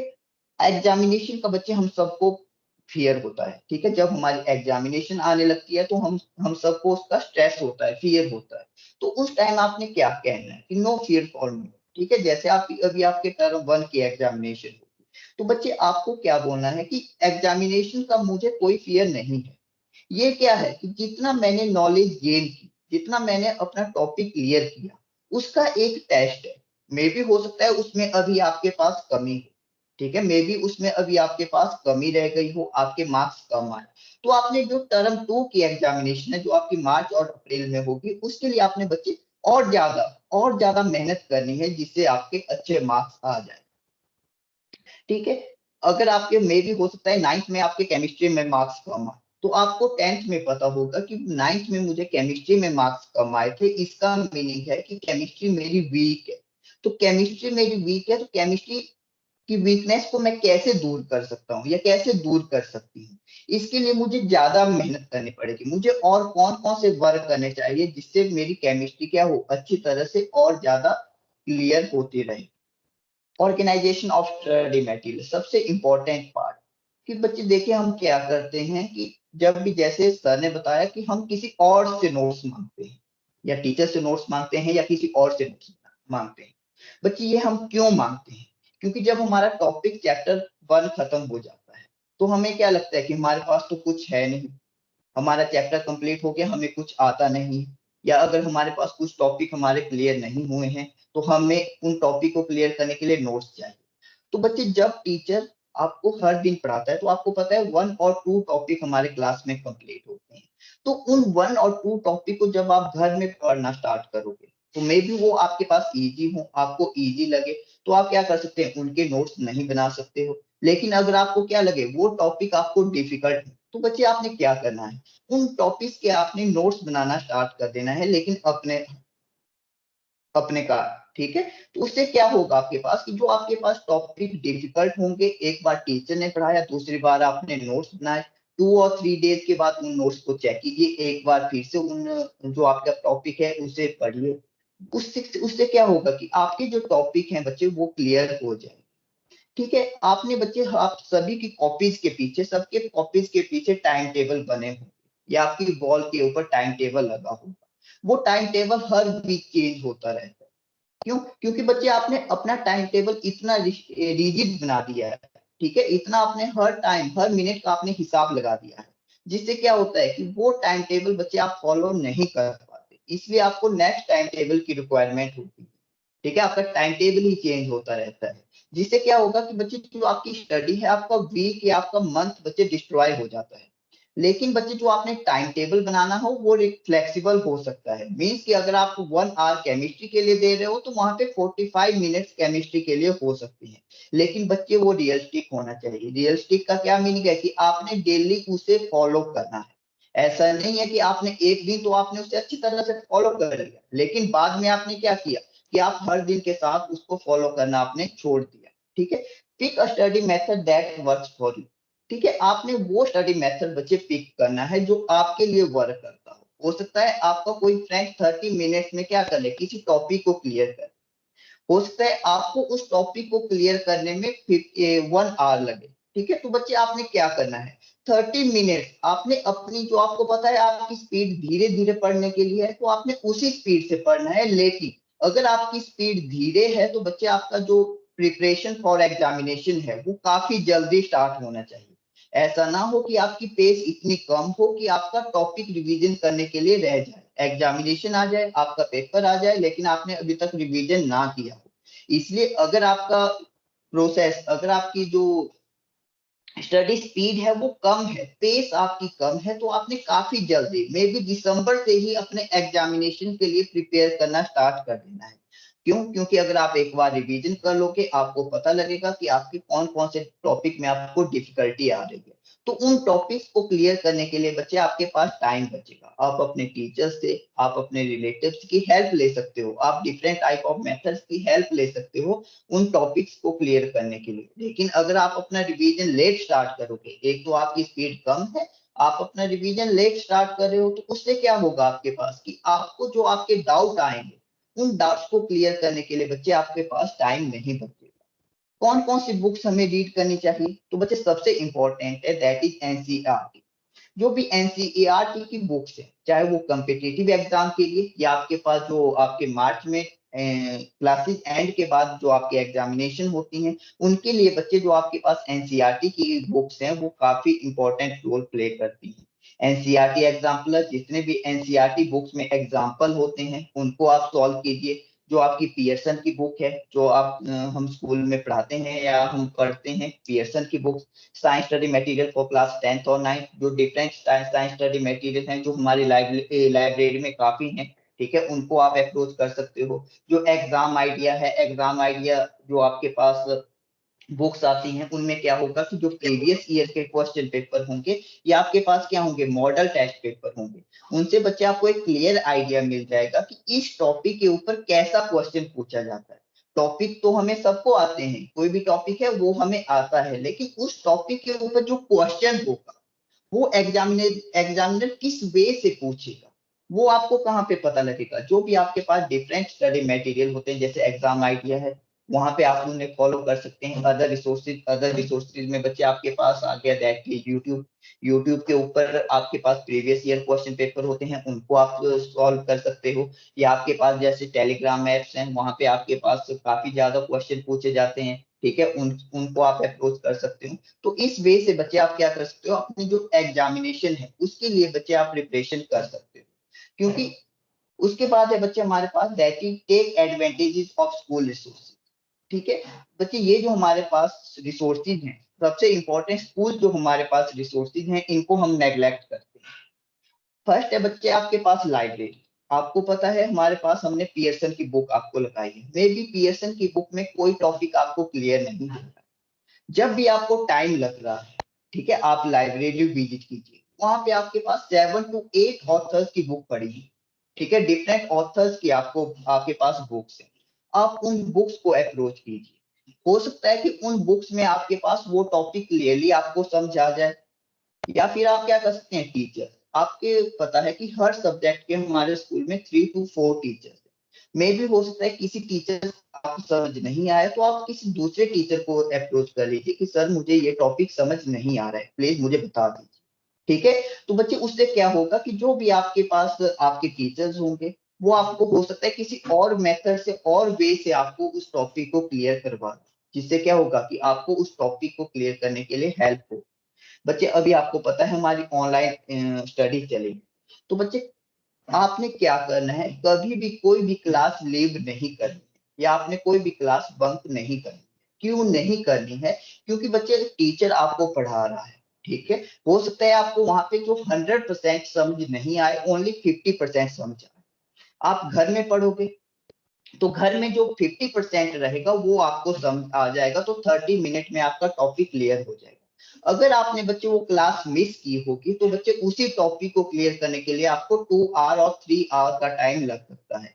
इसलिए आपने टाइम उतने 2 आवर्स और 3 आवर्स में तो आप क्या कर सकते हो, अपने नोट्स भी प्रिपेयर कर सकते हो, 2 टाइम्स रिवीजन भी कर सकते हो। अदरवाइज क्या होगा कि आपको उसी टॉपिक को क्लियर करने के लिए 2 आवर्स लग जाएंगे अगर आपने क्लास लीव की होगी या आपने क्लास ज्वाइन नहीं की। नेक्स्ट है आपके पास पीयर ग्रुप। पीयर ग्रुप में बच्चे क्या है कि जो आपके क्लासमेट्स हैं, आप उनसे कोई डाउट, आपका डाउट है, मे बी आपका फ्रेंड है उसको वो डाउट आता होगा, उसको वो कंसेप्ट बिल्कुल अच्छे तरह से आता होगा, तो आप अपने पीयर ग्रुप को, अपने फ्रेंड्स को बच्चे अप्रोच कर सकते हो कि मुझे ये टॉपिक बता दीजिए। क्योंकि जो आपका फ्रेंड है उसको आपकी लेवल बिल्कुल पता हो, ठीक है, तो वो आपकी लेवल के हिसाब से इस टॉपिक को बच्चे क्या कर देगा, आपको इलेबोरेट कर लेगा कि आपने इस टॉपिक में, आपके पास केमिस्ट्री का टॉपिक है तो आपने इस केमिस्ट्री के टॉपिक को आपने ऐसे क्लियर करना है। जो सीनियर स्टूडेंट है, जैसे आपके हमारे स्कूल में जो +1 या +2 के स्टूडेंट है, ये स्पेशली 9th और 10th क्लास के लिए है कि जो आपके पास +1 और +2 के स्टूडेंट है उन्होंने बोर्ड की एग्जामिनेशन दी थी, ठीक है, जो +2 के स्टूडेंट है या +1 के स्टूडेंट है उन्होंने बोर्ड की एग्जामिनेशन दी थी। आप उनको क्या कर सकते हो, अप्रोच कर सकते हो, उनसे पूछ सकते हो कि हमारी बोर्ड की एग्जामिनेशन है तो हमने बोर्ड के एग्जामिनेशन में कौन कौन से काम नहीं करने, ठीक है, और कौन कौन से काम करने हैं। मीन्स हमने क्वेश्चन का आंसर कैसे राइट करना है, या हमने क्वेश्चन के आंसर की लेंथ या हमारे पास कितनी होनी चाहिए, हमने कितने रिएक्शन लिखने हैं, ये सब कुछ बच्चे आप अपने सीनियर स्टूडेंट से पूछ सकते हो, जिससे क्या होगा कि आपको बच्चे हेल्प होगी, अपने एग्जामिनेशन की प्रिपरेशन के लिए हेल्प होगी। बच्चे how to prepare for 10th class chemistry. ठीक है, 10th क्लास की केमिस्ट्री हम कैसे प्रिपेयर करें? तो बच्चे फर्स्ट है आपके पास, सबसे पहले आपने सिलेबस को अंडरस्टैंड करना है। आपके पास 5 चैप्टर हैं, तो आपको पता होना चाहिए कि 5 चैप्टर्स में आपके पास कौन कौन से टॉपिक इजी हैं या कौन से टॉपिक आपके पास डिफिकल्ट हैं। तो जो डिफिकल्ट टॉपिक है उनकी तरफ आपने ज्यादा फोकस रखना है, उनकी तरफ आपने क्या रखना है, ज्यादा टाइम देना है उन टॉपिक को क्लियर करने के लिए। ऐसा नहीं है कि आपने इजी टॉपिक्स या डिफिकल्ट टॉपिक्स दोनों के लिए बराबर बराबर टाइम दे दिया। उससे क्या होगा कि बच्चे आपको टाइम ज्यादा नहीं मिलेगा, अपने डिफिकल्ट टॉपिक को क्लियर करने के लिए आपको ज्यादा टाइम नहीं मिलेगा। सेकंड, वो ही आपके पास प्रिपेयर स्टडी नोट्स। बच्चे आपने अपने स्टडी नोट्स अपने आप प्रिपेयर करने हैं। आपने क्या किया, अपने फ्रेंड से कोई नोट्स मांग लिए कि मुझे इस चैप्टर के नोट्स दे दो, उसने आपको नोट्स सेंड कर दिए। आपने क्या किया, केवल उन्हीं नोट्स को रीड किया। मे भी उनमें जो आपके पास जो टॉपिक थे, कुछ टॉपिक आपके पास उन नोट्स में आपको नहीं मिले। क्यों नहीं मिले होंगे? क्योंकि आपके फ्रेंड्स को वो टॉपिक आते होंगे, इसलिए उन्होंने क्या किया, उन टॉपिक्स के नोट्स नहीं बनाए। तो उससे क्या होगा कि आप ही उन जो टॉपिक्स हैं उनको रीड नहीं कर पाओगे। अदरवाइज क्या होगा, जब आपने अपने आप नोट्स बनाए होंगे, आपको पता होगा कि मैंने इस टॉपिक के नोट्स नहीं बनाए हैं क्योंकि ये मुझे आता है। जो टॉपिक आपको डिफिकल्ट लगते हैं उन्हीं के आपने क्या बनाए होंगे, नोट्स बनाए होंगे। जब आपकी एग्जामिनेशन होगी तो आपने उन नोट्स को ओपन किया। उन नोट्स को ओपन करने के बाद बच्चे आपने क्या किया, बिल्कुल अच्छी तरह से उन नोट्स को 2 और 3 टाइम्स रीड किया, रिवाइज किया। जिससे क्या होगा कि आपके वो टॉपिक भी क्लियर हो जाएंगे। Start preparing early. बच्चे आपको पता है कि हमारा जो सिलेबस है, हमारे स्कूल में जो सिलेबस है वो नवंबर लास्ट या दिसंबर के फर्स्ट वीक में लगभग कंप्लीट हो जाता है। तो उसके बाद बच्चे आपके पास काफी ज्यादा टाइम होता है, ठीक है, रिवीजन करने के लिए। तो आपने क्या करना है, जैसे ही आपका बच्चे सिलेबस कंप्लीट हुआ, आपके क्लास टेस्ट स्टार्ट हो गए, तो आपने हर दिन जो आपने क्लास टेस्ट के लिए प्रिपेयर करना है वो उस पॉइंट ऑफ व्यू से करना है कि आज कल मेरा एग्जामिनेशन है। ठीक है, आपने ऐसा नहीं करना है कि जो आपके क्लास टेस्ट है या प्री बोर्ड एग्जामिनेशन है, 3 to 4 टाइम्स हमारे प्री बोर्ड एग्जामिनेशन होती है। तो आपने ऐसा करना है कि ये हमारी फाइनल एग्जामिनेशन है। प्री बोर्ड एग्जामिनेशन हो गया या हमारे क्लास टेस्ट हो गई, ये हमारे क्या है कि हमारी फाइनल एग्जामिनेशन है। उस पॉइंट ऑफ व्यू से आपने रीड करना है। मे बी उसको आपके जैसे प्री बोर्ड 1 हुआ, उसमें आपके मार्क्स कम आए, तो आपको पता है कि मेरे मार्क्स कम क्यों आए, मेरे पास मुझे किन टॉपिक्स में डिफिकल्टी है। तो आपने उन टॉपिक्स को बच्चे और ज्यादा मेहनत से रीड करना है। नेक्स्ट प्री बोर्ड में आपके अच्छे मार्क्स आएंगे, और जब तक आपके फाइनल एग्जामिनेशन होगी, आपके पास इतनी आपकी नॉलेज हो जाएगी कि आपको फाइनल एग्जामिनेशन का कोई फियर नहीं रहेगा। आप उस टाइम स्ट्रेस में नहीं आओगे। अदरवाइज क्या होगा कि बच्चे एग्जामिनेशन का आपको फियर हो जाएगा, क्योंकि आपने मेहनत नहीं की होगी, पूरा साल आपने पढ़ाई नहीं की होगी, जिसके कारण क्या होगा, आपको बच्चे वहां पे ज्यादा स्ट्रेस होगा। एग्जामिनेशन के टाइम आपके पास ज्यादा स्ट्रेस होगा। जितने भी बच्चे हमारे पास प्रीवियस ईयर के पेपर होते हैं, ठीक है ना, और 5 to 10 ईयर के जितने भी सीबीएसई के प्रीवियस ईयर के पेपर्स हैं साइंस के, ठीक है, क्योंकि आपको साइंस होगी, तो उसमें जो आपके पास बच्चे केमिस्ट्री पोर्शन है, उसमें आपने सारे जो क्वेश्चन आए होंगे, ठीक है, उन सभी को बच्चे आपने रीड कर लेना है। जिससे क्या होगा कि क्वेश्चन तो बच्चे आपके पास टॉपिक से आए होंगे, मे बी जो क्वेश्चन सारे आए होंगे वो पूरी केमिस्ट्री के टॉपिक होंगे। जिससे क्या होगा कि जितने भी केमिस्ट्री के टॉपिक इंपॉर्टेंट टॉपिक हैं, वो बच्चे आपके लिए क्या हो जाएंगे, रेडी हो जाएंगे कि उन टॉपिक के ऊपर अब आपसे कोई भी क्वेश्चन पूछा जाएगा, आप उन सभी क्वेश्चन को कर सकते हैं। कि टॉपिक के ऊपर कैसे क्वेश्चन बनते हैं, किस वे से हमारे पास क्वेश्चन बनते हैं, एग्जामिनर कौन से वे से, किस लैंग्वेज से क्वेश्चन पूछता है, वो बच्चे आपको प्रीवियस ईयर की या मॉडल टेस्ट पेपर से आपको पता लगते नहीं। Examine your mistake. बच्चे जब भी आप कभी क्लास टेस्ट दे रहे हो, या आपके पास टर्म 1 या आपके पास कोई एग्जामिनेशन हो रही है, आपके पास मार्क्स आ गए, तो बच्चे आपने क्या करना है, अपनी एग्जामिन करनी है, अपनी वीकनेसेस को एग्जामिन करना है कि मुझे इन टॉपिक्स में क्या हो रही है, डिफिकल्टी मुझे हो रही है, ठीक है, और उनको और ज्यादा मेहनत से बच्चे आपने क्या करना है, प्रिपेयर करना है।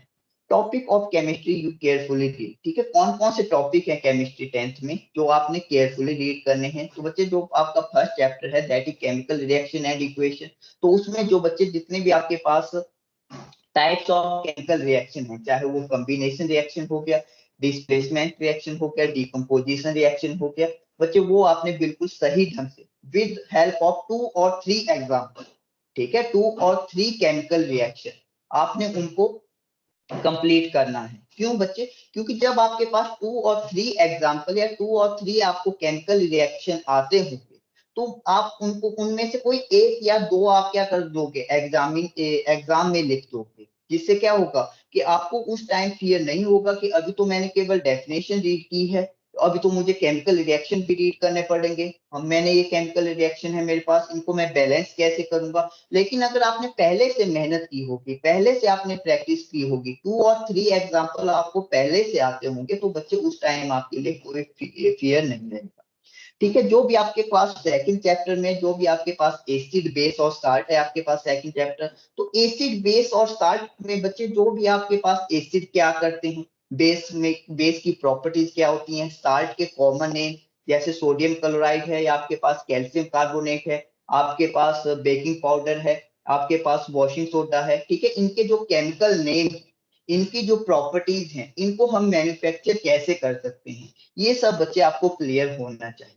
ऐसा नहीं है कि आपने क्या किया कि आपने केवल एसिड और बेस को पढ़ा, साल्ट के बारे में पढ़ा, उनके यूजेस पढ़ लिए। नो, आपको उनको उनकी प्रिपरेशन भी आनी चाहिए कि उनको हम प्रिपेयर कैसे कर सकते हैं। आपके पास रिडॉक्स रिएक्शन है, ऑक्सीडेशन और रिडक्शन वाला टॉपिक, वो टॉपिक बच्चे काफी ज्यादा इंपॉर्टेंट टॉपिक है, क्योंकि वो ही टॉपिक आपको +2 में भी आएगा। ठीक है, तो आपने क्या करना है कि उसे बिल्कुल अच्छी तरह से बच्चे रीड करना है, क्योंकि उसमें से भी बच्चे आपसे क्वेश्चन पूछे जाते हैं। ठीक है, तो बच्चे जो आपके पास फोर्थ चैप्टर है आपके पास, that is carbon and its compound. ठीक है, तो फोर्थ चैप्टर में बच्चे आपके पास मीथेन कैसे बनता है, इथेन कैसे बनता है, नॉमेनक्लेचर क्या है, आपके पास एल्कोहल या फिनोल आपके पास कैसे बनता है, एल्कोहल से हम मिथेनॉल से हम मीथेन कैसे बना सकते हैं, या इथेनॉल से हम इथेन कैसे बना सकते हैं। ये सब कुछ बच्चे आपके पास क्या है, आपके टॉपिक बुक्स में आपके पास क्लियरली राइट किया है। ठीक है, मे बी आपका जो टर्म 1 या टर्म 2 के कारण आपका कुछ सिलेबस कट हो गया होगा, लेकिन जो हमारे सर टीचर्स हैं वो आपको पूरा सिलेबस पढ़ाएंगे। तो आपने मैंने पहले भी कहा था कि आपने बच्चे उस पॉइंट ऑफ व्यू से प्रिपरेशन करनी है कि हम कॉम्पिटिटिव एग्जाम के लिए प्रिपेयर कर रहे हैं। जब हम उस वे से करेंगे तो जो आपके पास जो टॉपिक होंगे जो आपको एग्जाम में होंगे वो आपको इजी लग जाएंगे।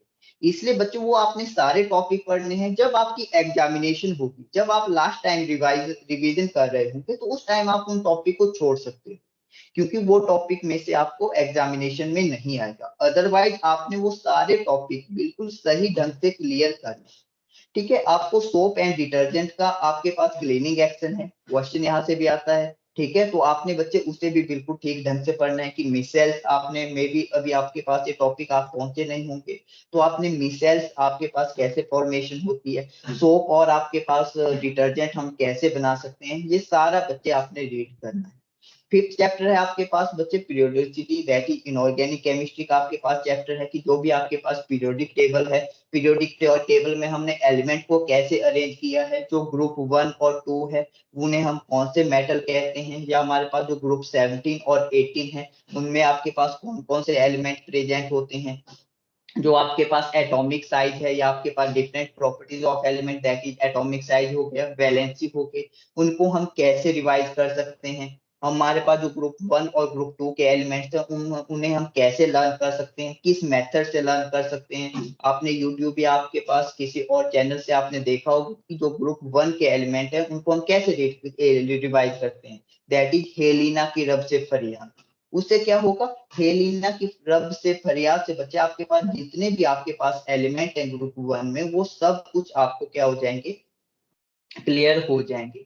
तो जो आपके पास प्रॉपर्टीज हैं एलिमेंट की वो अलोंग द पीरियड या डाउन टू द ग्रुप कैसे इंक्रीज और डिक्रीज करती हैं, कैसी वेरिएशन वो शो करती हैं, बच्चे वो सब कुछ आपने रीड करना है। जिससे क्या होगा कि जो आपके पास एग्जामिनेशन में किसी भी वे से क्वेश्चन अगर आपसे पूछा जाएगा इस टॉपिक के ऊपर, तो आप उसे क्लियरली, ठीक है, बिल्कुल सही ढंग से बच्चे आप क्या कर सकते हो, उसको आंसर दे सकते हो। नेक्स्ट है बच्चे आपके पास दैट इज, बच्चे जब आपने प्रिपरेशन करनी है एग्जामिनेशन की, आपने अपने नोट्स बनाने हैं, तो वहां पे बच्चे आपने फ्लो चार्ट का यूज पक्का करना है। ठीक है, फ्लो चार्ट से क्या होगा कि बच्चे जब भी आप फर्स्ट पेज ओपन करोगे अपने नोट्स के, तो वहां पे आपको फ्लो चार्ट मिलेगा। जब आप फ्लो चार्ट को रीड करोगे, दैट इज जैसे यहाँ पे आपके पास है टाइप्स ऑफ केमिकल रिएक्शन, तो टाइप्स ऑफ केमिकल रिएक्शन में आपको क्लियरली दिख रहा है कि कितने टाइप्स होते हैं केमिकल रिएक्शन के। कॉम्बिनेशन होता है, डिकम्पोजिशन होता है, डिस्प्लेसमेंट होता है, न्यूट्रलाइजेशन होता है, ठीक है, सिंगल डिस्प्लेसमेंट रिएक्शन होता है। तो इस वे से बच्चे आपके पास क्या होगा कि जो आपके पास कोर्स टॉपिक है, कोर्स सब्जेक्ट है, वो आपको क्लियर हो जाएंगे कि इस फ्लो चार्ट की हेल्प से कॉम्बिनेशन रिएक्शन में आपके पास क्या होता है, आपको पता हो जाएगा। उसी टाइम आपको पता लग जाएगा कि जब दो रिएक्टेंट आपस में मिलते हैं तो एक सिंगल प्रोडक्ट देता है, तो वो आपके पास कॉम्बिनेशन रिएक्शन हो गया। तो बच्चे वो आपको जो टॉपिक को क्लियर करने के लिए ये फ्लो चार्ट क्या करते हैं, आपकी हेल्प करते हैं। जैसे नेक्स्ट एक और हमारे पास यहाँ पे फ्लो चार्ट है चैप्टर नंबर 2 का। तो जितने भी हमारे पास ऑर्गेनिक एसिड हैं, लाइक सिट्रिक एसिड हो गया, आपके पास एस्टिक हो गया, एस्कॉर्बिक हो गया, ऑक्सैलिक एसिड हो गया, लैक्टिक एसिड हो गया, इनके सोर्स क्या है। लैक्टिक एसिड हमें कर्ड से मिलता है, जो हमारे पास सिट्रिक एसिड है वो हमें लेमन से मिलता है। तो बच्चे इस वे से देखिए आपके पास जितने सारे आपके पास ऑर्गेनिक एसिड होंगे, तो आपके पास क्या होगा, इस फ्लो चार्ट की हेल्प से आप उसे ओनली 5 मिनट्स में आप उन्हें लर्न कर लोगे। दोबारा आप उन्हें क्या कर लोगे, रिवाइज कर लोगे, लर्न कर लोगे। आपको अपनी बुक्स ओपन करने की रिक्वायरमेंट नहीं है। नेक्स्ट है बच्चे आपके पास प्रैक्टिस ऑन ओल्ड पेपर, कि हम प्रैक्टिस क्यों करते हैं। तो सबसे पहला बच्चे ये है कि टॉपिक हमें सभी को आते हैं, लेकिन टॉपिक के ऊपर जो क्वेश्चन बनेगा उसका आंसर हम क्या देंगे, क्योंकि टॉपिक आपके पास काफी बड़ा होगा, लेकिन जो क्वेश्चन उसके ऊपर बनेगा मे बी आपके पास 2 मार्क्स का क्वेश्चन बने। तो उस 2 मार्क्स के क्वेश्चन के लिए हमें किस वे से अपना आंसर राइट करना है, ये आपके लिए क्या है, एक इंपॉर्टेंट रोल प्ले करता है, that is practice on old paper. ठीक है, आपके पास टाइम काफी कम बचा है, लेकिन आपने प्रैक्टिस पेपर सॉल्व कर दिया। इसका क्या मीनिंग है कि आपने बच्चे पूरा चैप्टर एक बार सॉल्व, पूरा टॉपिक या पूरी केमिस्ट्री को आपने सॉल्व कर लिया। आपने एक प्रैक्टिस पेपर से चेक किया, आपने क्या किया, उसमें जो केमिस्ट्री पोर्शन है उसे सॉल्व किया। इसका मीनिंग क्या है कि जो आपका पूरा सिलेबस है, क्योंकि जो प्रैक्टिस पेपर में क्वेश्चन आए होंगे वो पूरे सिलेबस से आए होंगे, तो आपने उस पूरे सिलेबस को बच्चे एक बार रिवाइज कर लिया। मे भी हो सकता है उसमें आपके पास कुछ टॉपिक आपको ना आए, तो आप डायरेक्टली उन टॉपिक को अप्रोच कर सकते हो कि इन टॉपिक्स में मुझे कुछ प्रॉब्लम है। तो उससे क्या होगा कि आपका टाइम बचेगा। ठीक है, आपका क्या बचेगा, टाइम बचेगा। कि हमने इस क्वेश्चन का, आपके पास 2, 3 और 5 मार्क्स के क्वेश्चन है, तो 2, 3 और 5 मार्क्स के क्वेश्चन को बच्चे हम कैसे रीड कर सकते हैं। ठीक है, कैसे हम क्या कर सकते हैं, रीड कर सकते हैं, कैसे हम राइट कर सकते हैं, कितना लंबा हमारे पास आंसर होना चाहिए, हमने कौन कौन से मेन टॉपिक इस क्वेश्चन में लिखने हैं, ये सब हम कैसे कर सकते हैं जब हम बच्चे ओल्ड पेपर्स की प्रैक्टिस करेंगे। जितने भी हमारे पास ओल्ड पेपर हैं उनकी जब हम प्रैक्टिस करेंगे तो ये सब कुछ आपको क्लियर हो जाएगा। How to approach in examination hall. जब भी बच्चे हम एग्जामिनेशन हॉल में जाते हैं, आपको पता है कि जो आपकी बोर्ड एग्जामिनेशन होती है किसी दूसरे स्कूल में होती है। ठीक है, तो बच्चे जब हम एग्जामिनेशन हॉल में जाते हैं तो हम कैसे अप्रोच करें। बच्चे सबसे पहले क्या करना है कि आपने एग्जामिनेशन हॉल में जा रहे हो तो आपने बिल्कुल रिलैक्स होके जाना है। ठीक है, आपने कोई भी अपने माइंड में कोई स्ट्रेस नहीं रखना है, कोई भी टेंशन आपने नहीं लेनी। आप एग्जामिनेशन हॉल में गए, अपनी सीट के ऊपर बैठे, बिल्कुल रिलैक्स होके आपने बैठना है। जो भी वहां पे एग्जामिनर होगा, जो भी आपको इंस्ट्रक्शन देगा, फॉर एग्जांपल आपने रोल नंबर कैसे राइट करना है, या आपने अपने पेपर की सीरीज कैसे राइट करनी है। ठीक है, आपने कौन फर्स्ट पेज है, आपने उस पेज के ऊपर कौन कौन सी मिस्टेक नहीं करनी है, या आपने क्या क्या वहां पे फिलअप करना है। ठीक है, वो बच्चे बिल्कुल आपने केयरफुली अपने एग्जामिनर को सुनना है और उसे अपनी एग्जामिनेशन सीट को उसी वे से आपने फिलअप करना है। ठीक है, स्टे ऑर्गेनाइज मीन्स आपने जो आपके एग्जामिनेशन के लिए आपके रिक्वायरमेंट है, ठीक है, जैसे आपके पास पेन पेंसिल, वो सारे आपके पास पहले से अवेलेबल होने चाहिए। ऐसा ना हो कि आपको वहां एग्जामिनेशन में अपने फ्रेंड से या किसी और से वो थिंग्स मांगनी पड़े। इसलिए आपने क्या करना है, पहले से ही बच्चे आपके पास वो सब कुछ चीजें आपके पास होनी चाहिए। अदरवाइज क्या होगा, बच्चे आपके पास फॉर एग्जांपल आपके पास पेन नहीं है, इसका मीनिंग क्या है कि आपको टेंशन हो जाएगी, माइंड में आपके पास स्ट्रेस आ जाएगा कि मेरे पास पेन नहीं है। आप अपने फ्रेंड से मांगना स्टार्ट कर दोगे। ठीक है, जिससे क्या होगा कि आपका जो एग्जामिनेशन है, आपकी एग्जामिनेशन का फर्स्ट स्टेप ही आपका पास क्या हो गया, स्ट्रेसफुल हो गया, क्योंकि आपके पास पेन नहीं था। प्लानिंग, बच्चे जब भी आपने एग्जामिनेशन देनी है तो आपको पता है 15 मिनट्स पहले आपको क्वेश्चन पेपर दे दिया जाता है। तो उन 15 मिनट्स में आपने क्या करना है बच्चे, पूरे क्वेश्चन पेपर को रीड करना है और अपनी प्लानिंग स्टार्ट कर देनी है कि मैंने इस क्वेश्चन का किस वे से मैंने इसका आंसर राइट करना है। ठीक है, मुझे कौन सा सेक्शन सबसे अच्छी तरह से आता है। आपने उस सेक्शन को बच्चे सबसे पहले अप्रोच करना है। ऐसा नहीं करना है कि हो सकता है आपके फ्रेंड्स सेक्शन ए को कर रहे हैं या सेक्शन बी को कर रहे हैं, लेकिन आपको आता सबसे अच्छी तरह से सेक्शन सी है। तो आपने ऐसा नहीं करना है कि आप उनको देखे सेक्शन ए को स्टार्ट कर दिया। नो, जो सेक्शन आपको सबसे अच्छी तरह से आता है आपने उसी सेक्शन को सबसे पहले सॉल्व करना स्टार्ट कर देना है। ठीक है, इग्नोर अदर एग्जामिनर टेकर, कि आपने इग्नोर करना है जो भी आपके पास अदर एग्जामिनर हैं, जो भी अदर एग्जामिनेशन दे रहे हैं, आपके फ्रेंड्स दे रहे हैं, आपने उस टाइम उनको इग्नोर कर देना है। ठीक है, इग्नोर करने का मीनिंग है कि जो वो राइट कर रहे हैं आपने वैसा आपने राइट नहीं करना स्टार्ट कर देना है कि अगर वो सेक्शन ए को कर रहे हैं तो आपने भी सेक्शन ए स्टार्ट कर दिया। नो, आपको जो सेक्शन सबसे अच्छी तरह से आता है आपने उसी को बच्चे स्टार्ट करना है। ठीक है, उसी को सॉल्व करना स्टार्ट करना है। हाउ टू अटेम्प्ट पेपर, बच्चे 2019 का जो टॉपर थे उनमें से एक का पेपर है, तो आपके पास एक क्वेश्चन आया था, दैट इज 1 मिनट, जो आपके पास क्वेश्चन आया था कि उन्होंने कैसे सॉल्व किया पेपर को। तो बच्चे देखिए आपके पास क्वेश्चन था कि कार्बन है टेट्रावैलेंसी, ठीक है, कि जो कार्बन है उसकी टेट्रावैलेंसी होती है, मींस 4 बॉन्ड वो बना सकती है। तो बच्चे देखिए इसने बिल्कुल क्लियर लिखा था कि ये 4 इलेक्ट्रॉन गेन नहीं कर सकता, ये 4 इलेक्ट्रॉन लूज नहीं कर सकता, ये कोवलेंट बॉन्ड बनाता है। आगे इन्होंने क्या किया था, कुछ एग्जांपल भी आपके पास दे दिए थे, दैट इज CCl4 CH4, इसकी हेल्प से कोवलेंट बॉन्ड बनाता है। तो बच्चे देखिए इसने बिल्कुल क्लियरली, ठीक है, कितने से छोटे हिस्से में इसने बिल्कुल अच्छी तरह से क्वेश्चन का आंसर राइट किया था। कोई भी इसने स्टोरी नहीं राइट की थी। हम क्या करते हैं, क्वेश्चन का आंसर बड़ा करने के लिए स्टोरी राइट करना स्टार्ट कर देते हैं। जैसे हम हिंदी और इंग्लिश में स्टोरी राइट करते हैं वैसे हम क्या करते हैं, स्टोरी राइट करना स्टार्ट कर देते हैं।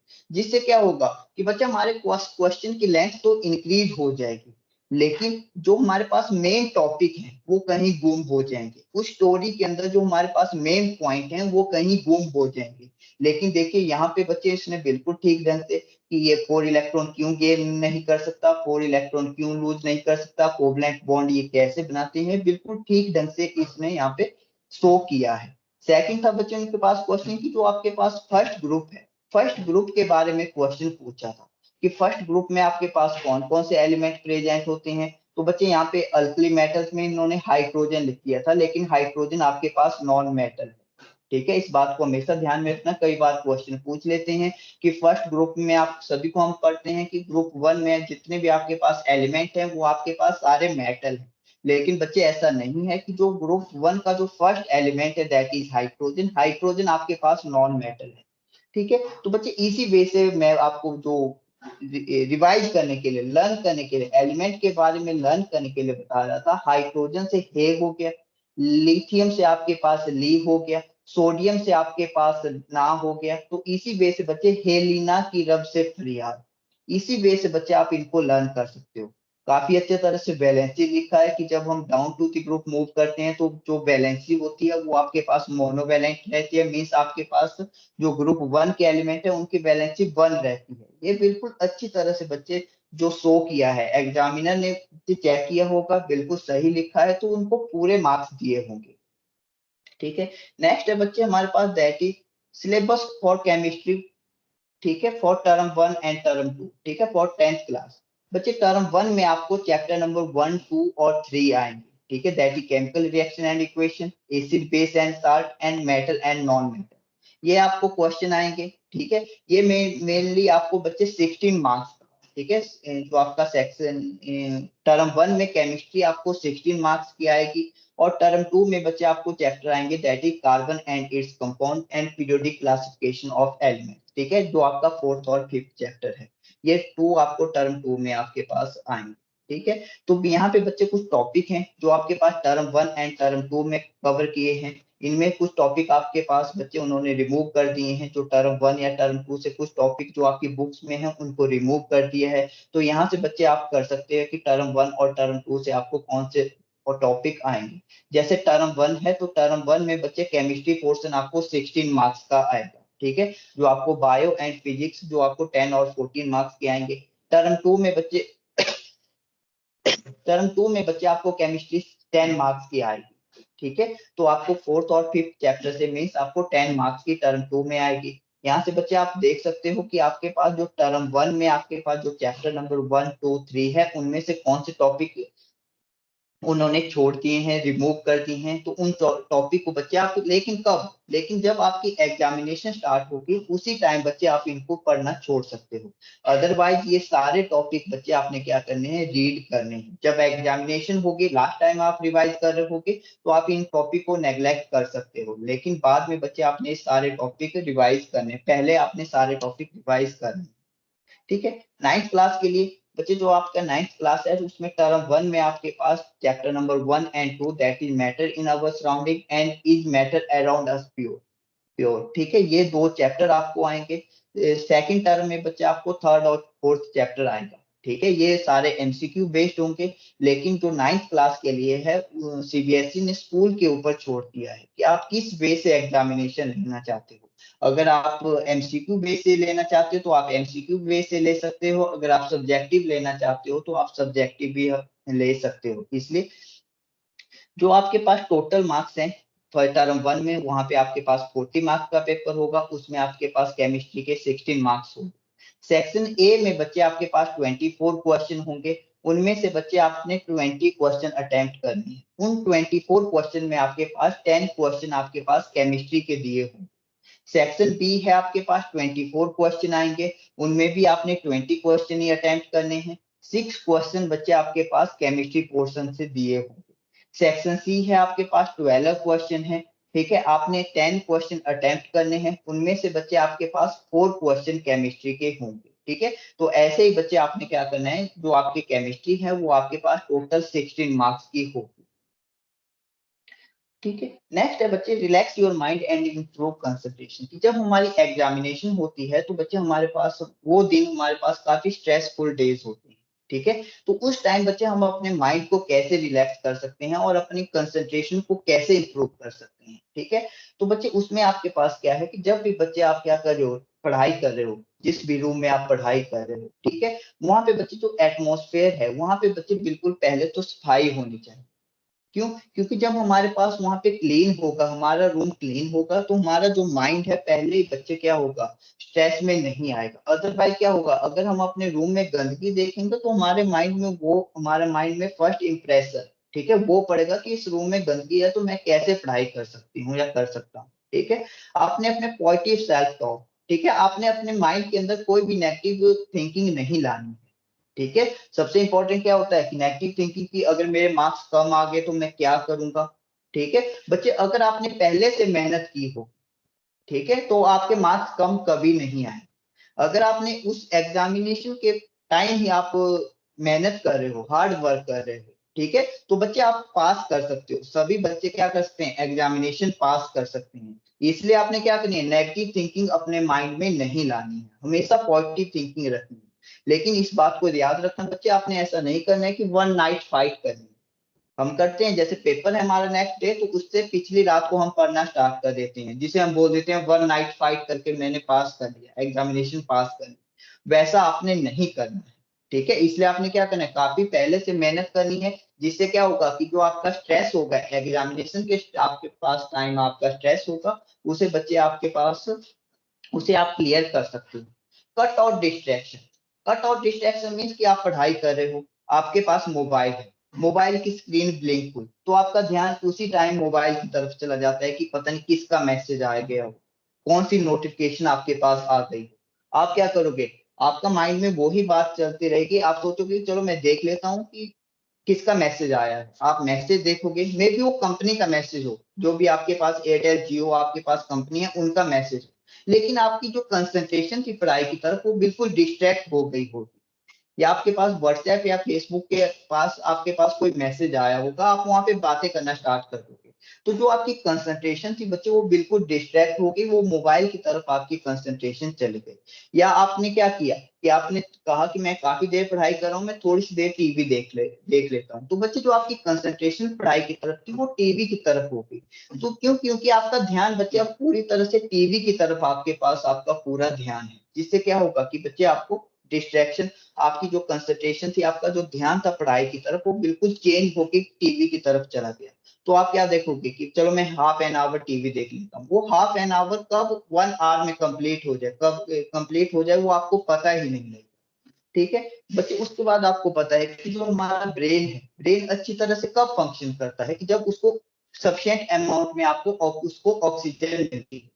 तो आपने क्या करना है, आपको काफी देर तक आप पढ़ाई कर रहे हैं तो आपने अपनी ऑक्सीजन लेवल को इंक्रीज करने के लिए क्या करना है कि बच्चे आपने ब्रीथ करना है, जोर जोर से सांस लेनी है, जिससे क्या हो कि ज्यादा अमाउंट में आप ऑक्सीजन को इनहेल कर पाए और जो आपके पास कार्बन डाइऑक्साइड है वो आप बाहर निकाल पाओ। या आपने अपनी बॉडीज है उसको स्ट्रेच करना है, जो भी आपके पास स्मॉल फिजिकल एक्टिविटीज हैं आप उनको कर सकते हो। ठीक है, अगर आपको काफी ज्यादा देर पढ़ते हुए होगी तो आप थोड़ी देर बाहर घूम सकते हो, जिससे आपका क्या होगा, आपका माइंड या आपका ब्रेन रिलैक्स हो जाएगा। ठीक है, जो भी बच्चे आपको प्रॉब्लम है, ठीक है, आपने उसको शेयर करना है। मे भी कुछ आपको प्रॉब्लम हो सकती है, आपने उनको अपने पेरेंट्स से शेयर करना है। मे भी अगर आप उन्हें अपने पेरेंट्स से शेयर ना कर पाए तो आपके ब्रदर या सिस्टर या आपके पास रिलेटिव्स हैं, और सबसे इंपॉर्टेंट आपके टीचर हैं, उनके साथ आप शेयर कर सकते हो कि सर मुझे ये प्रॉब्लम आ रही है। ठीक है, लेकिन बच्चे आपने क्या करना है, उनको शेयर करना है जो भी नेगेटिव थिंकिंग आपके पास माइंड में आए। ठीक है, आपने क्या करना है कि जो आपका फूड होना चाहिए वो हेल्दी होना चाहिए। ऐसा नहीं करना है कि एग्जामिनेशन के टाइम आपने क्या करना है, हैवी फूड लेना है, जिससे क्या होगा कि बच्चे जो आपके हो सकता है आप बीमार हो जाओ। ठीक है, तो जब आप बीमार हो जाओगे तो बच्चे वहां पे भी आपको क्या हो सकती है, प्रॉब्लम फेस करने हो सकती है। ठीक है, रोल ऑफ पेरेंट्स और गार्डियन। ठीक है, जो एग्जामिनेशन टाइम है उसमें बच्चे आप घर में होंगे, स्टडी कर रहे होंगे, तो सबसे ज्यादा रोल हमारे पेरेंट्स का आ जाता है। ठीक है, गार्डियन या पेरेंट्स, जो भी आपके पेरेंट्स हैं उनका रोल सबसे इंपॉर्टेंट हो जाता है। सबसे पहले है बच्चे आपके पास की जो स्टडी एनवायरनमेंट, पेरेंट्स के लिए है ये कि जो स्टडी एनवायरनमेंट है आपके बच्चे का, ठीक है, वो बच्चे आपने परफेक्ट होना चाहिए। परफेक्ट का क्या मीनिंग है कि ऐसा ना हो कि एग्जामिनेशन के टाइम आपने अपने घर में कोई फंक्शन रख दिया, जिससे क्या होगी कि जो स्टडी का टाइम टेबल है स्टूडेंट का वो बिल्कुल डिस्ट्रॉय हो जाएगा, खत्म हो जाएगा। आपके घर में मेहमान आ रहे हैं या आप किसी के घर में मेहमान जा रहे हैं, ठीक है, तो उससे क्या होगा कि जो स्टूडेंट का एनवायरनमेंट है, स्टडी एनवायरनमेंट है, वो डिस्टर्ब हो जाएगा, जिससे वो अपनी कंसंट्रेशन पढ़ाई में नहीं रखेगा।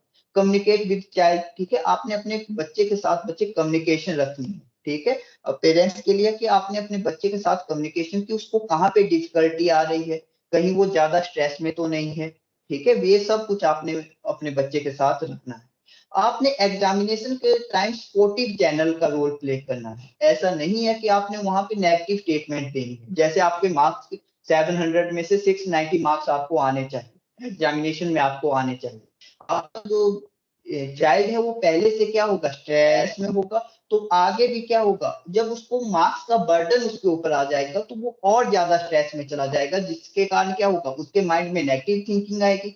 नेगेटिव थिंकिंग आने से उसका जो ध्यान है, कंसंट्रेशन है, वो पढ़ाई की तरफ नहीं लगेगा।